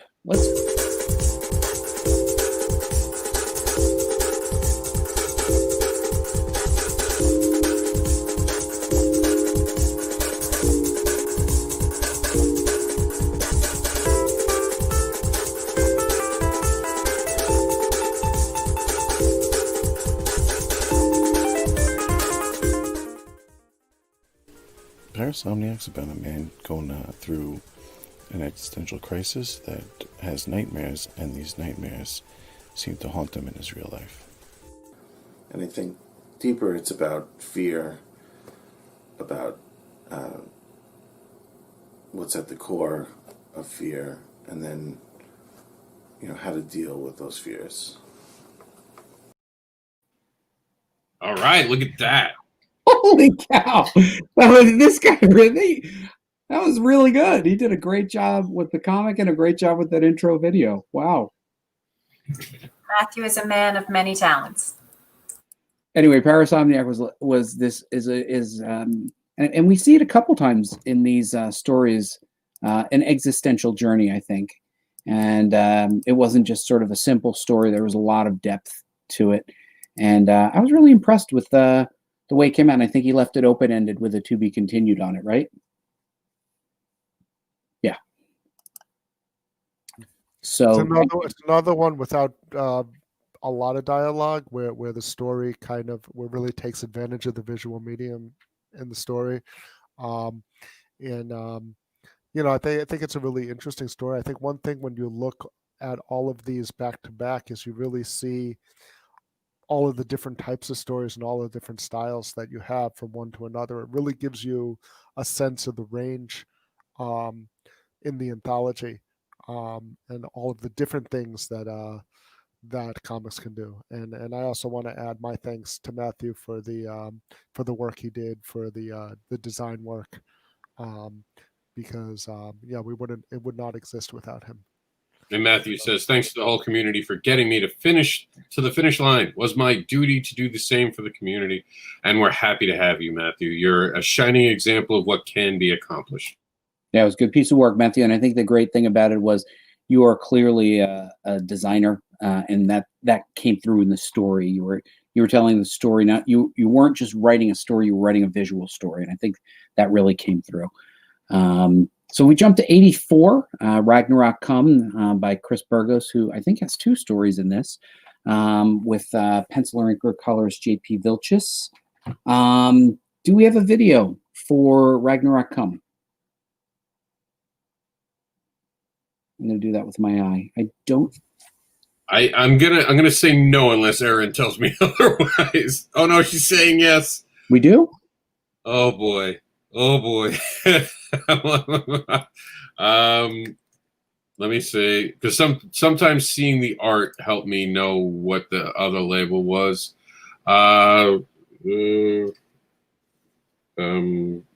See, 999. Could it be okay? Could it be the CBS Challenge V2 as a title name? Because this art looks similar. Put it in the chat for you, Rob. Oh, Should be called Ragnarok Come. Well, all right. Talk about it, Ari, while I fix this. I remember when Chris was talking about this originally on the forums. This is one that he was really actively talking about on the forums. Wanted to tell a Viking story. It's Ragnarok, and if you're familiar with the Vikings and their concept of Ragnarok and Doom, there's a lot of those themes that appear in the story. And personally, I really like that. I'm a big fan of that type of story, of that type of literature, and I think that this story, this story really does a good job of being authentic to that tradition whilst telling a new story as well. And I really love J.P. Vilch's work with the heavy blacks and the bold colors. There's a bit of Mike Mignola in here. There's a bit of Teddy Christensen in here, the Sandman artist. I mean, I was really impressed with the way that came together, and it pops. It doesn't overwhelm, and basically, it really focuses your eye in a graphic design sort of way. And I thought that made that story really special. So there's one thing about this one that is almost the opposite of some of our other stories. This one did have a lot of text. It had a lot of dialogue. It had a lot of exposition. It has a lot of thought. But the way that they've planned the panels and the way that the text leads you through everything, it doesn't get overwhelming. And so I really appreciated the fact that that you can read this comic book, and as you read, it leads you through the visuals. So even if is a panel that maybe doesn't have a background, it doesn't need it, because the story is speaking to you so well that you don't miss anything. Like normally when you read a comic book with a lot of dialogue, you kind of have to figure out, where your eye has to go. But everything leads you to the next, to the next, to the next. And so there's no question about where you're going or what you should read next. And it just tells the story very simply, even though there is more dialogue than I think some of our other stories. So I appreciated that, the way that it was laid out. Yeah, I think that's a great point, Erin. And Chris really wrote to the strengths of his artists, I think. And the next story, actually, right after this, is also a story by Chris. Again, we sorted alphabetically. It just happened that way. But I thought he has a clear voice. The characters speak in a way, in dialogue, that makes sense for who they are and the time period they're in. So it really pulls it together. And it seems like he really did write to the strengths of the artists. I do have the video. We are ready to go with the video. Go to the videotape. I'm Chris Burgos, and I'm the creator-writer on Ragnarok Come, and it was drawn by the amazing J.P. Vilches. Ragnarok Come is the story of a Viking soldier who has been sent to scout a town while it's being decimated by dueling monsters. He's beaten up, he's got no more weapon, his squad has been destroyed, and he's got to make it back out of the town before the rest of his army start firebombing the town with flaming arrows when he stumbles upon a young girl. Does he get out? Does he take her with him? What happens? He did a good job with that intro. That was really good. And Ragnarok Come, obviously Ragnarok's going to be an ongoing character, and I think this duo should continue working together and creating together. I agree. All right, so we go to slide 94, Rob, for Teddies, the intro to Teddies. Do we have a video for this, Erin?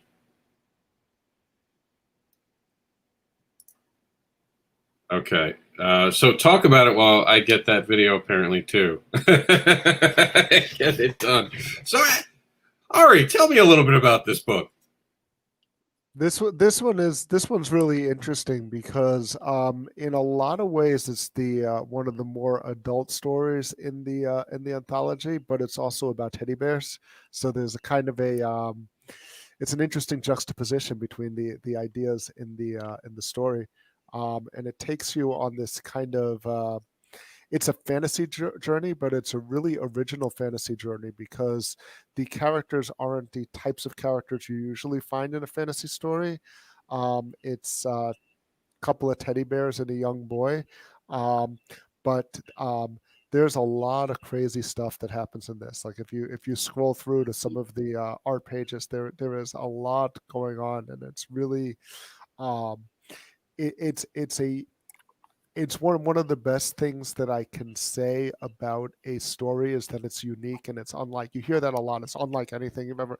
This story is really unique to me. It's like something that I have not seen a concept like this before, and that is really, really hard to do, especially now. Everyone says every story's been done, every story's been told. Well, not this one, and you should read it and check it out. I thought Mike Ponce did a great job of pulling Chris's vision together.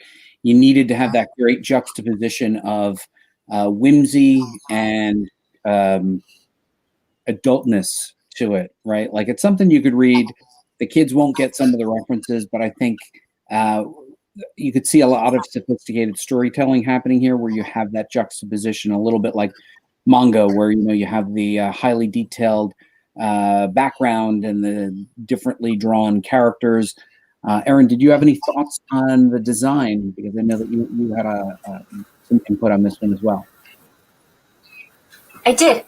So Mike, Ponce, and Ari and I were all on a call a few weeks ago, and I got to draw Teddy so for that program, which was actually really fun. The design seems so simplistic, but getting it right took me a little longer than I thought. So the light and shadow that he plays with, like it is black and white, and I'm a big proponent of color. I love color, but I didn't need it in this story.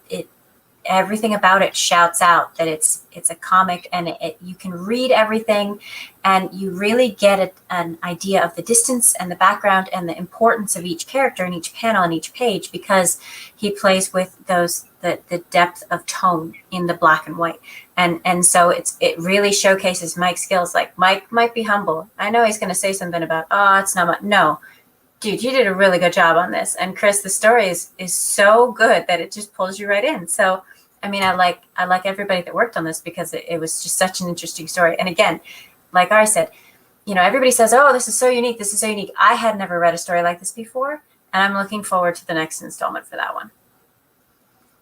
It's a good piece of work.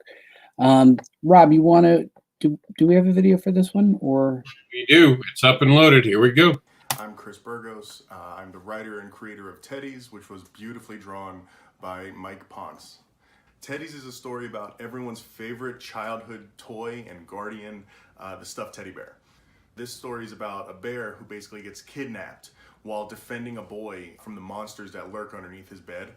And the chapter that's in the anthology is actually the second chapter in the story overall. It's about his protege's first steps into the nightmare world on a quest to go and rescue the bear. Look at that. I love his intros. He did such a good job. If you go up one, there you go. You want to go to 104, Rob. There you go. The Anachronist, Trapped in Time. I think Philip had joined us, I guess, not in the very beginning, right, Erin? I think he joined a little bit into the progress and then caught up.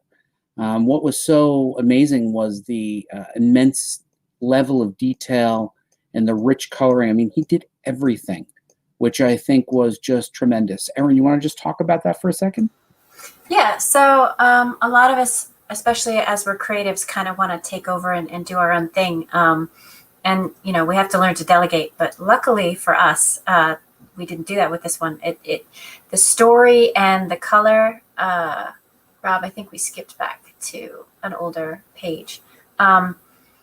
They work together really well in this comic. And I think one of the fun things about it is that it's a time travel comic, but it has a lot of different times all together.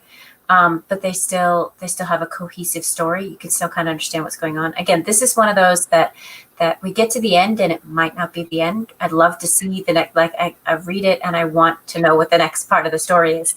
So it really sort of combines all those elements, and everything is clear, and everything is I mean, it's a professional level comic. It's not something where we have a couple of people who did come in late to the challenge, but they didn't skimp on what they provided even in a smaller amount of time. So I really liked the story.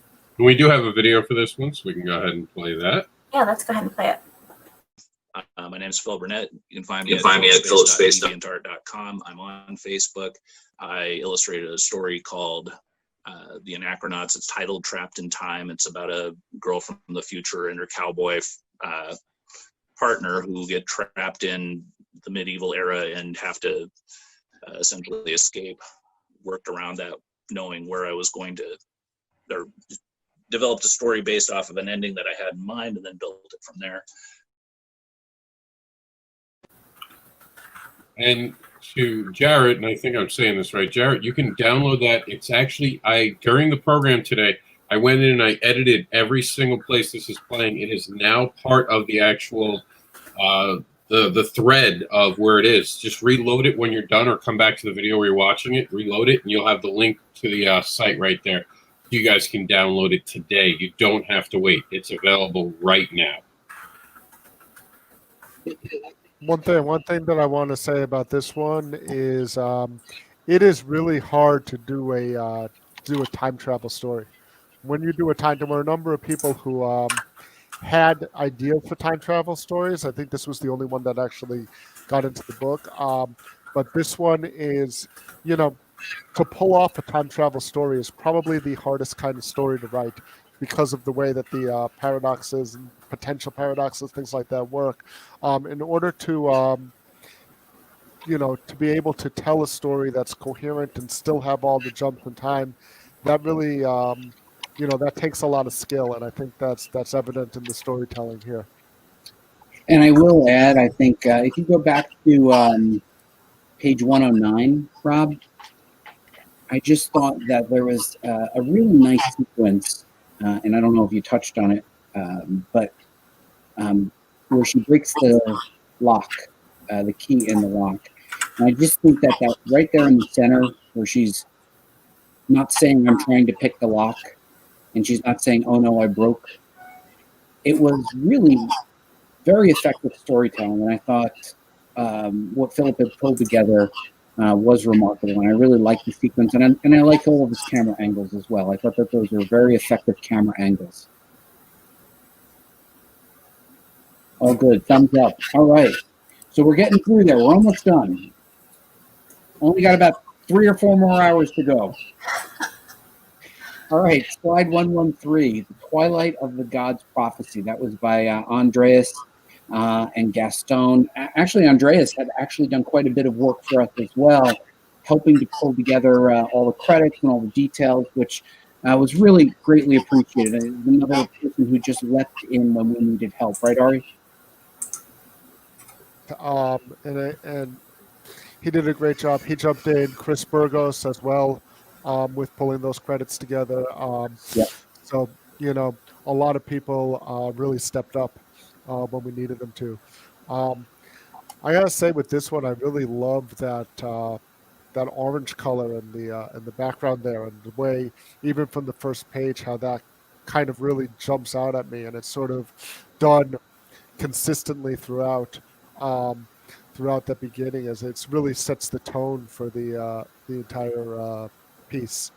There. Yeah, if you look here, I thought what was great about what they were doing in this story is look at the difference in different types of panels that they used. I think it was very effective. It was integrated well into the story. It was not distracting at all, but it kept your attention. It was visually very interesting, the way they pulled that together and assembled the story. And we do have a video, buddy, if you want to go ahead and play it. Roll the video then. All right, and here we go. Hi guys, my name is Andres, and I am the writer and letterer of Twilight of the Gods Prophecy. The art of the story is from a fellow countryman of mine called Gaston.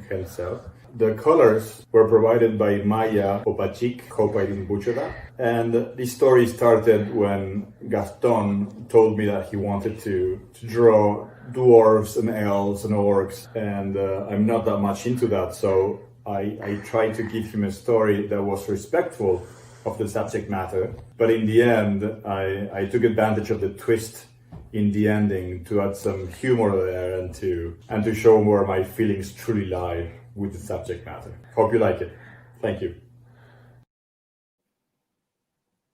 I love that intro, and it's nice to know a little bit of background history on it, but it was a really well done story, very well thought through. And even though he didn't like elves and orcs and things like that, I thought he pulled together a really fine story, considering that it wasn't the subject matter he would ordinarily be attracted to.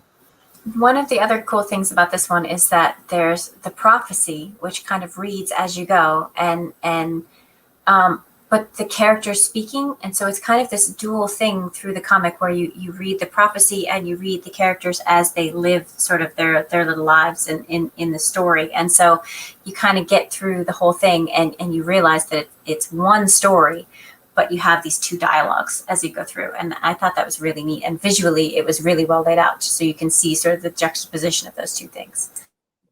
I think another thing that's important about this one is if you hear in the video when he said, you know, he's already really wanted to draw elves, and I don't really like elves. What am I going to do? You know, it's something that Buddy always says at the beginning of the Creator Connection panel, your space robot unicorn little thing that you do, you know, and people come up to each other and they're like, okay, what do you do? What do you? Oh, I don't do that. And then they don't never talk to each other again. I think it's really great that they followed through on that and found a way to work it for both of them, where you know what, maybe he didn't do elves before, but now he has a story that he likes with elves, and that's another thing that he could do. He took what the artist wanted to do, and he was able to adapt to that, and to make a story that in the end that they're both happy with. And I think that's a good lesson for all of the creators, both the writers and the artists, that, you know, if you are creative enough, there should be a way to collaborate about any type of story.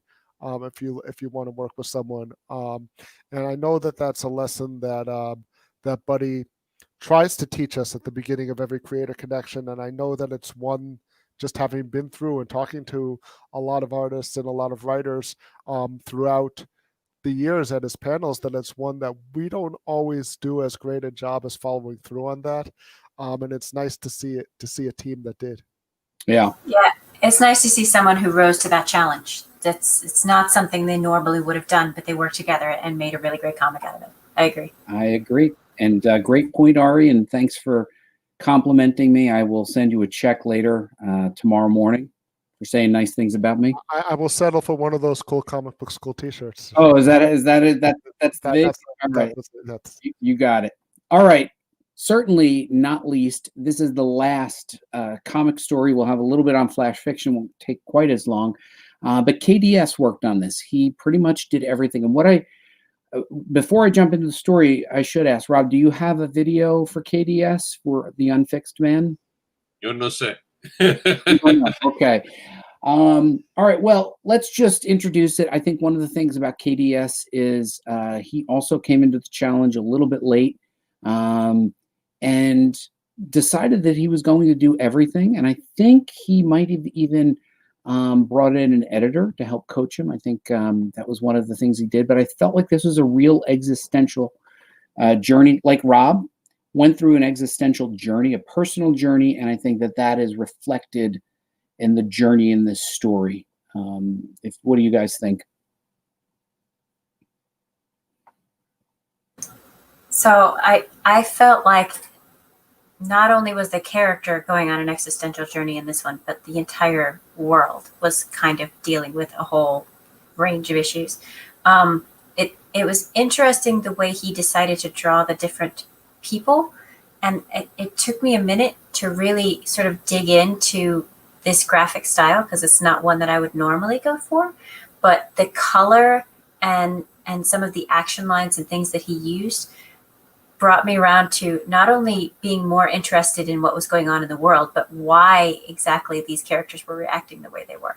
So I really ended up liking it. I didn't think I would at the beginning, I'll be honest. It's not really my style, but I really enjoyed it. So. And what he did here, I thought, was very interesting in that he decided to just do it all himself. And he had said there was a lot of work. It was more work than he had expected. But I think in the end, he had something that was truly his voice. And I think he said he learned a lot during the process. And it made him a better creator. Like, he did all the design, all the coloring, all the lettering. And I think that's something is very brave. But still, he had an effective story to tell. So he had a strong beginning, middle, and end. And he told it well. Yeah, and I think it came out really well. I think it's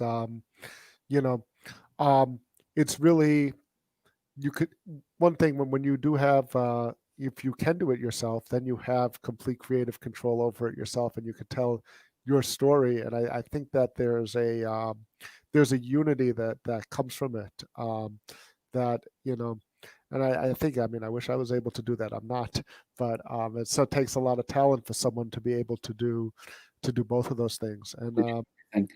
And speaking of talent, Ari, we're going to get to the flash fiction section. And Ari, did you do a video to lead in the flash fiction or your flash fiction piece? I did a video for my flash fiction piece. I didn't do an overall flash fiction video. I don't know if either of the other two. What is flash fiction, and how the heck did we get flash fiction in a comic book? Okay, so very quickly, flash fiction is a very, very short story. We limited people to there's different definitions, but we limited people to 500 words. So we were talking before about the challenges of writing a short story. In a flash fiction piece, you have even less space. So basically, we wanted 500 words, which is about 1 page of typed and printed material, along with 1 full page illustration. Basically, over the summer, I was taking a class in Ray Bradbury and creative storytelling. And one thing that I noticed during that class, especially with the early Bradbury stories, is that they were often accompanied by a single full-page illustration, either in something like the October Country or something like that, where each story has one, or in the old pulps that they used to be published in. If anybody remembers the old sci-fi pulps, they used to have an illustration piece. And I noticed that there were also people, and Buddy also noticed on the forums, that wanted to do something that weren't going to be able to get a comic done in time.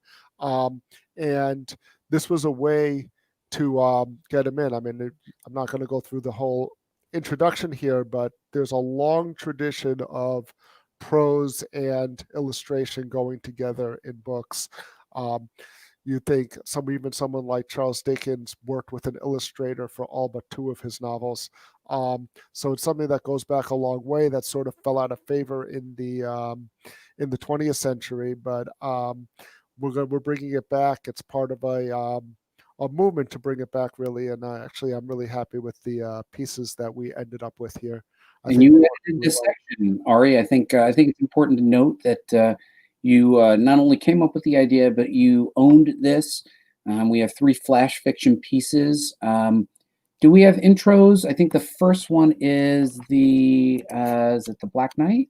Yep, the Black Knight. Joyce Dawkins. The second, I think George definitely had a video. He had a video. Yeah, I know there's a video for George. Rob, do you see George's video? Yep, I've got George's video ready to go. All right, roll it when you're ready, Rob. Hello, my name is Joyce Dawkins. I'm the writer of The Black Knight. This story is based off a short story I had to write for one of my college courses during my sophomore year of college back in 2017. It's about a man who was born on a slave ship and is rescued by a knight. This knight, he trains the boy to be a knight like him. And the short story is basically talking about his origin, his horse, his sword, and his quest. And his quest being that he'll go back to the land where his master came from and save it. What's interesting about The Black Knight is that George wrote it, but George is also an artist. George does a comic called The Desert Fox, which you can see in everybody's bio. We have links. So he actually was multi-talented. He was able to write and draw The Desert Fox, which he didn't do for our anthology, but he worked with Philip Burnett, which I thought Philip did a wonderful spot illustration. Rob, if you want to go to slide 134 for us.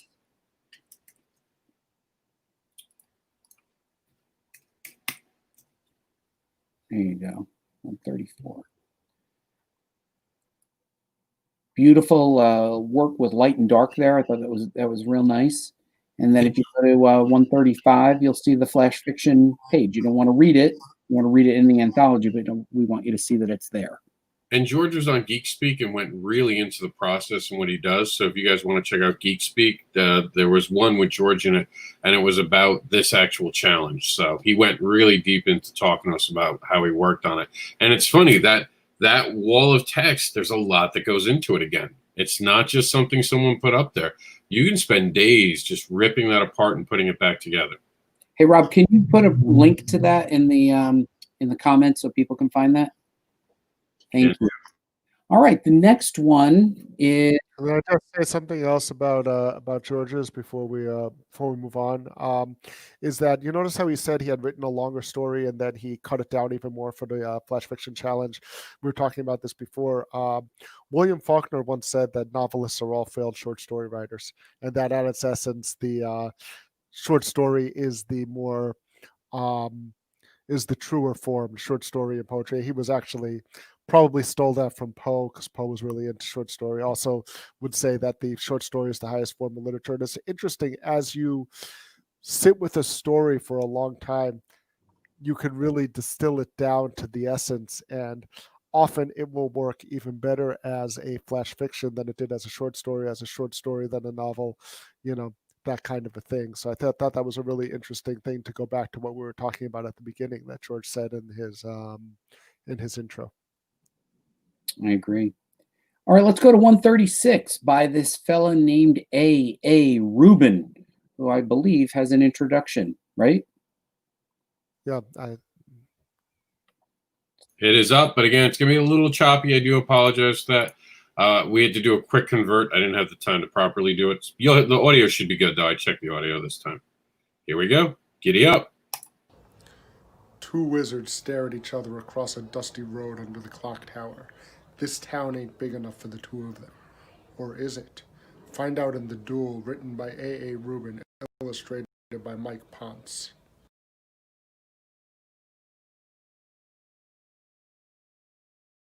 And there we go. Ari, so much personality into your stuff. It is a delight to watch this in real time. Well, I told you we went through the whole thing about the props, and I also want to apologize for butchering Mike's name. I recorded that video before we did the live stream, so I pronounced it incorrectly there. I apologize for that. But I thought Mike did a great job illustrating the story. I gave him. Yeah, let's go to 137, Rob. Can you go to slide 137 for us, and we'll check out Mike's art? And I gave him two very different worlds to mash up here.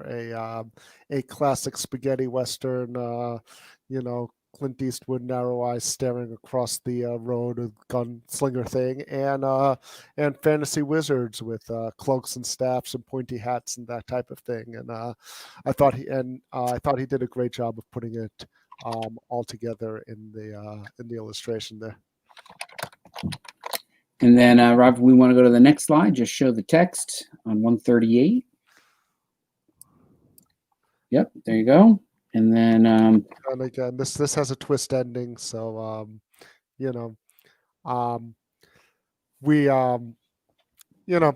read it, and hopefully you don't see it coming. And then we go to 139 with a creator named D. Alley. Do we know anything about D. Alley? I think there's an intro video from D. Alley.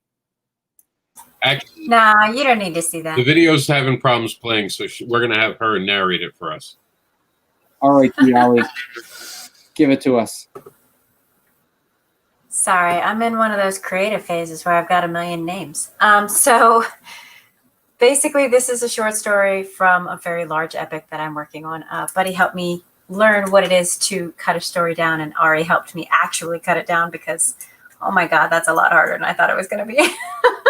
But I have a whole bunch of drawings. I have drawings of ships from every year of my life. My dad used to have one of those model ships, up on one of our mantles. And I used to draw it all the time, trying to figure out where the ropes go and who does this and who does that. And so I'd drawn this ship, and I realized that it was the ship that I was talking about sort of in my short story. So we threw that in there. But basically, it is the story of two people on a ship talking about a rescue mission and whether or not they want to go, and why it's maybe not a good idea. And then a little bit of a twist at the end of kind of who they are and where they come from, and why it's such a problem to go rescue these people that they're getting a radio transmission from. So read the story, enjoy. Another side of yourself. I was impressed with the flow of your prose. I thought everything came together well. Your dialogue was very effective. It wasn't just descriptive. It progressed the story, and I was really pleased and glad actually that this is the final story in the anthology. I thought it worked out very nicely, the way you contributed an illustration and your own prose story. So great work on that. Thanks, buddy.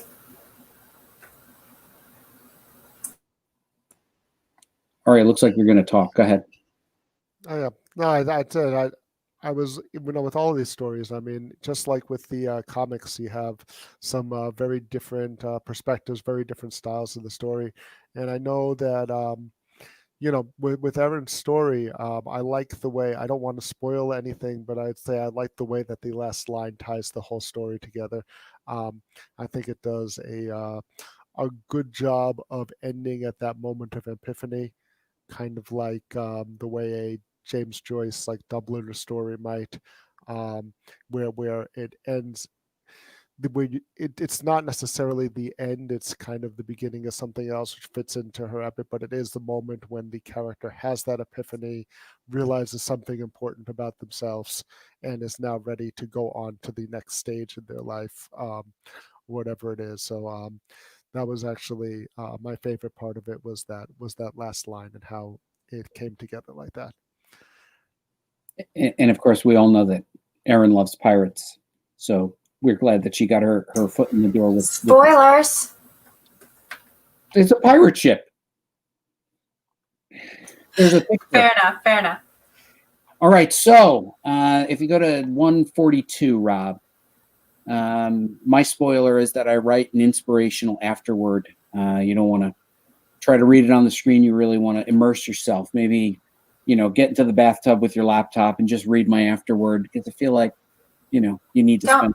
Don't bring electronics into the bath. Don't listen to Buddy. Mm. Don't But read electronics in the bath. Print it if you need to, or read it at your chair. It's shocking enough without the shock from bringing the computers into the bath. Shocking. Well played. All right, so here we go. We're at the end of our script. Last couple things we're going to do. We're going to ask Rob to, if you're still able to, Rob, pull up the forum so people know where to go. And then we'll be having a couple final words and final thoughts from each person who's on the screen. So, Rob, can you show us the forums? There are the forums. We hope that you register for the forums when I open up the registration starting tomorrow. Rob, you want to show the website? And the website will also have a link near the top where you can register for the newsletter. You can see it there in the top navigation. And then you can also see, so you'll be able to keep up with all the awesome things that we're working on together. And then you can see the download page as well. So you want to take a look at that. You can see the link for the complete list of creators and stories right there, Rob. You want to click on that. And there you go. You'll be able to have a free 144-page comic book story with all the things that you saw in here. Go through each and every one of them. Check out all the links for all the creators. So, final words. Rob, why don't you pull us all up on the screen and then go full screen for yourself. And I want you to give a final talk out for me. It'll go Rob and then Ari, Erin, and Buddy. So, Rob, you go. All right. Hey, everybody. Thanks for tuning in tonight. This has been an exciting journey. I can't wait to meet you here. Hopefully next year for New York Comic Con when we do a live video from New York Comic Con, actually showing you what we came up with next year. Or another con. It doesn't just have to be New York Comic Con. We can meet anywhere in the United States. We can do stuff. We can inspire each other. We rise together. And seriously, if you're looking to level up and be part of the comics industry, checking out Buddy, following Buddy. Nothing I did with Comic Book Advocates and anywhere I am today, including, yes, Buddy, here you go, me being in previews, would have not happened if I didn't go to Buddy's classes. I always talk about it being my continued education. I mean that from the bottom of my heart. Nothing stopped me. In the middle of my mother actually being sick and actually dying, I showed up to every one of those classes because they were that important to me, because I knew there were other people waiting to hear, and we were all coming together. We didn't mention it the whole night, but I'll mention it right now. We stayed together throughout this year. This year was a garbage year. It's going to be like an ex-girlfriend. The minute we're away from it, we're going to talk bad about it. It is something we all want to get past, but together, we all stayed together and we made something. I want everyone who watches this video to remember that fact. Nothing can stop creation. Only the creators can stop creating, and none of us were willing to do that. All right, I believe Erin's up next. Oh, I was going to pass it to Ari. Okay, me next. So I just wanted to give a shout out to those people who helped build the community, even if maybe you didn't get a submission in this time, maybe you get a submission in next time, especially Kristian, who helped us with all the legal, because everybody knows that like creators and legal, man, I don't know how you keep that both in your head, but well done you. So thank you for helping us with the copyright and the legal and all of the stuff that we just never want to look at. I wanted to thank Miriam for being supportive and always on the forums and always helping out. And I wanted to thank all the guys that jumped up at the end, Chris, Matthew, Andreas, everybody who jumped up and helped out. Grant for all of our web graphics and everything that he does for us, making our Panel One logo. And Kevin for always being online and helping me out whenever I had a tech problem. But also Rob and Ari for constantly pushing this book forward. And then Buddy, dude, thanks for taking me aside and making these creative panels, because honestly, being on this group helped me get through this year. And I've been able to to not only meet a whole bunch of really interesting people and do a lot more with comics that I never thought I would do, but it's pushed me back onto my creative path. And so I really appreciate that just for myself, you know, it really helps me do a lot of things. So if you guys are at home or, you know, somewhere locked away in COVID and you've created some stuff or you want to create stuff, jump on the forums. We'd love to talk to you. We're happy to help. We love seeing new stuff and being part of the community. So we'll see you around the internet. It's me now. One thing that I wanted to say, especially not just about the anthology, but about comic book school, is that when I first started going to cons and I was thinking about getting into writing comics, it kind of seemed like there were all these groups, like there were all these groups of people who knew each other. There was, you know, they had their own thing. They all knew about each other's books. They all hung out together at the cons. And it was like you felt like an outsider, and you had to break in not only to the industry, but you really felt like you had to break into some of these groups. And this group, this creator connections group that Buddy started and Erin started with the online thing, that's become like our group. Now we all know each other. We can all help each other out the way that you see other people do as well. And it's a community of creators helping each other out, doing the books. So if you're interested, if you're looking for that way, sometimes I know when I've spoken to other people, when you first start out in this, it seems very intimidating. It seems like everybody knows everybody else. These are the people who you're going to know, that you're going to work with from the time you break in all the way until when you're working out throughout your career in comics.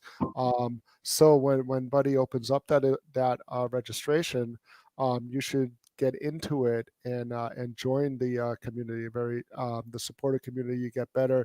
You put yourself out. You push each other to not only to get better, but to finish yourself, to finish your stuff, and to get it into the anthology like that. So, you know, I think that's an underrated aspect of this, especially during this year when everybody's apart, where other networking options aren't necessarily available the way that they usually are, where you can't close down the bar and shake hands and walk artist alley or anything like that, meet people. You got to find other ways to do this. And for me, and I think for a lot of the people in the book, this anthology and the forums were the way that we did that over the last year. So I encourage everybody to sign up, to get involved in the next one, and hopefully we'll see you on there. All right, so that's it, everybody. I mean, everybody, I thank you. I appreciate everything that you've done to help a personal dream and a vision of mine to come true. And that was to create something that was meaningful and lasting and really touch people.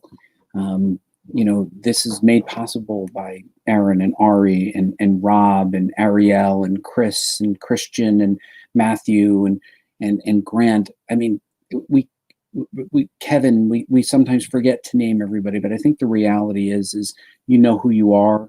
You're part of the council. You're part of my council. It's something that's very personal to me, and you guys mean a lot to me.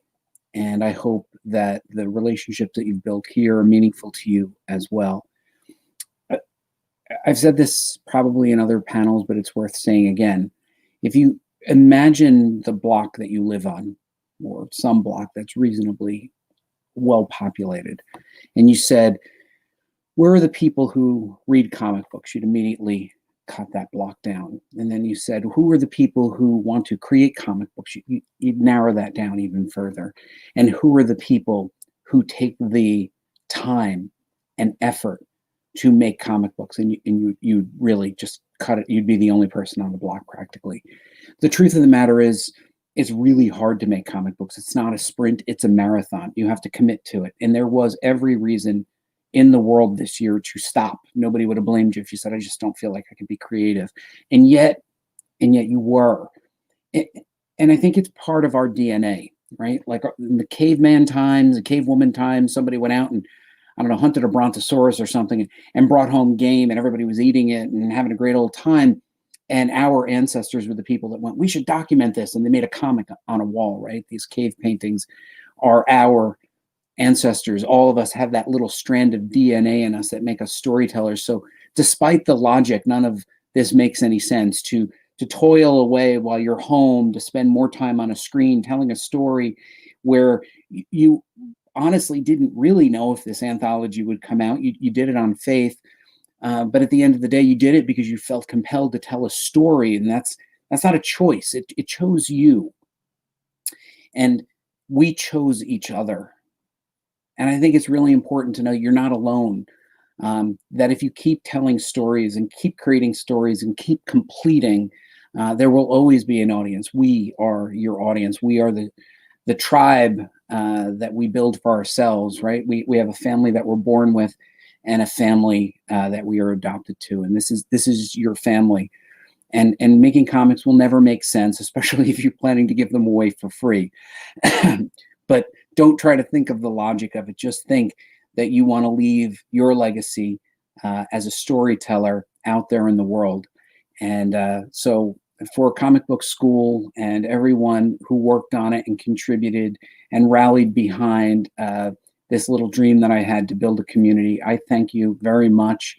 And I look forward to saying, if last year was so terrible and we still made a 144-page anthology, I can't wait to see what we do together in 2021. Thanks, everybody. Have a great night.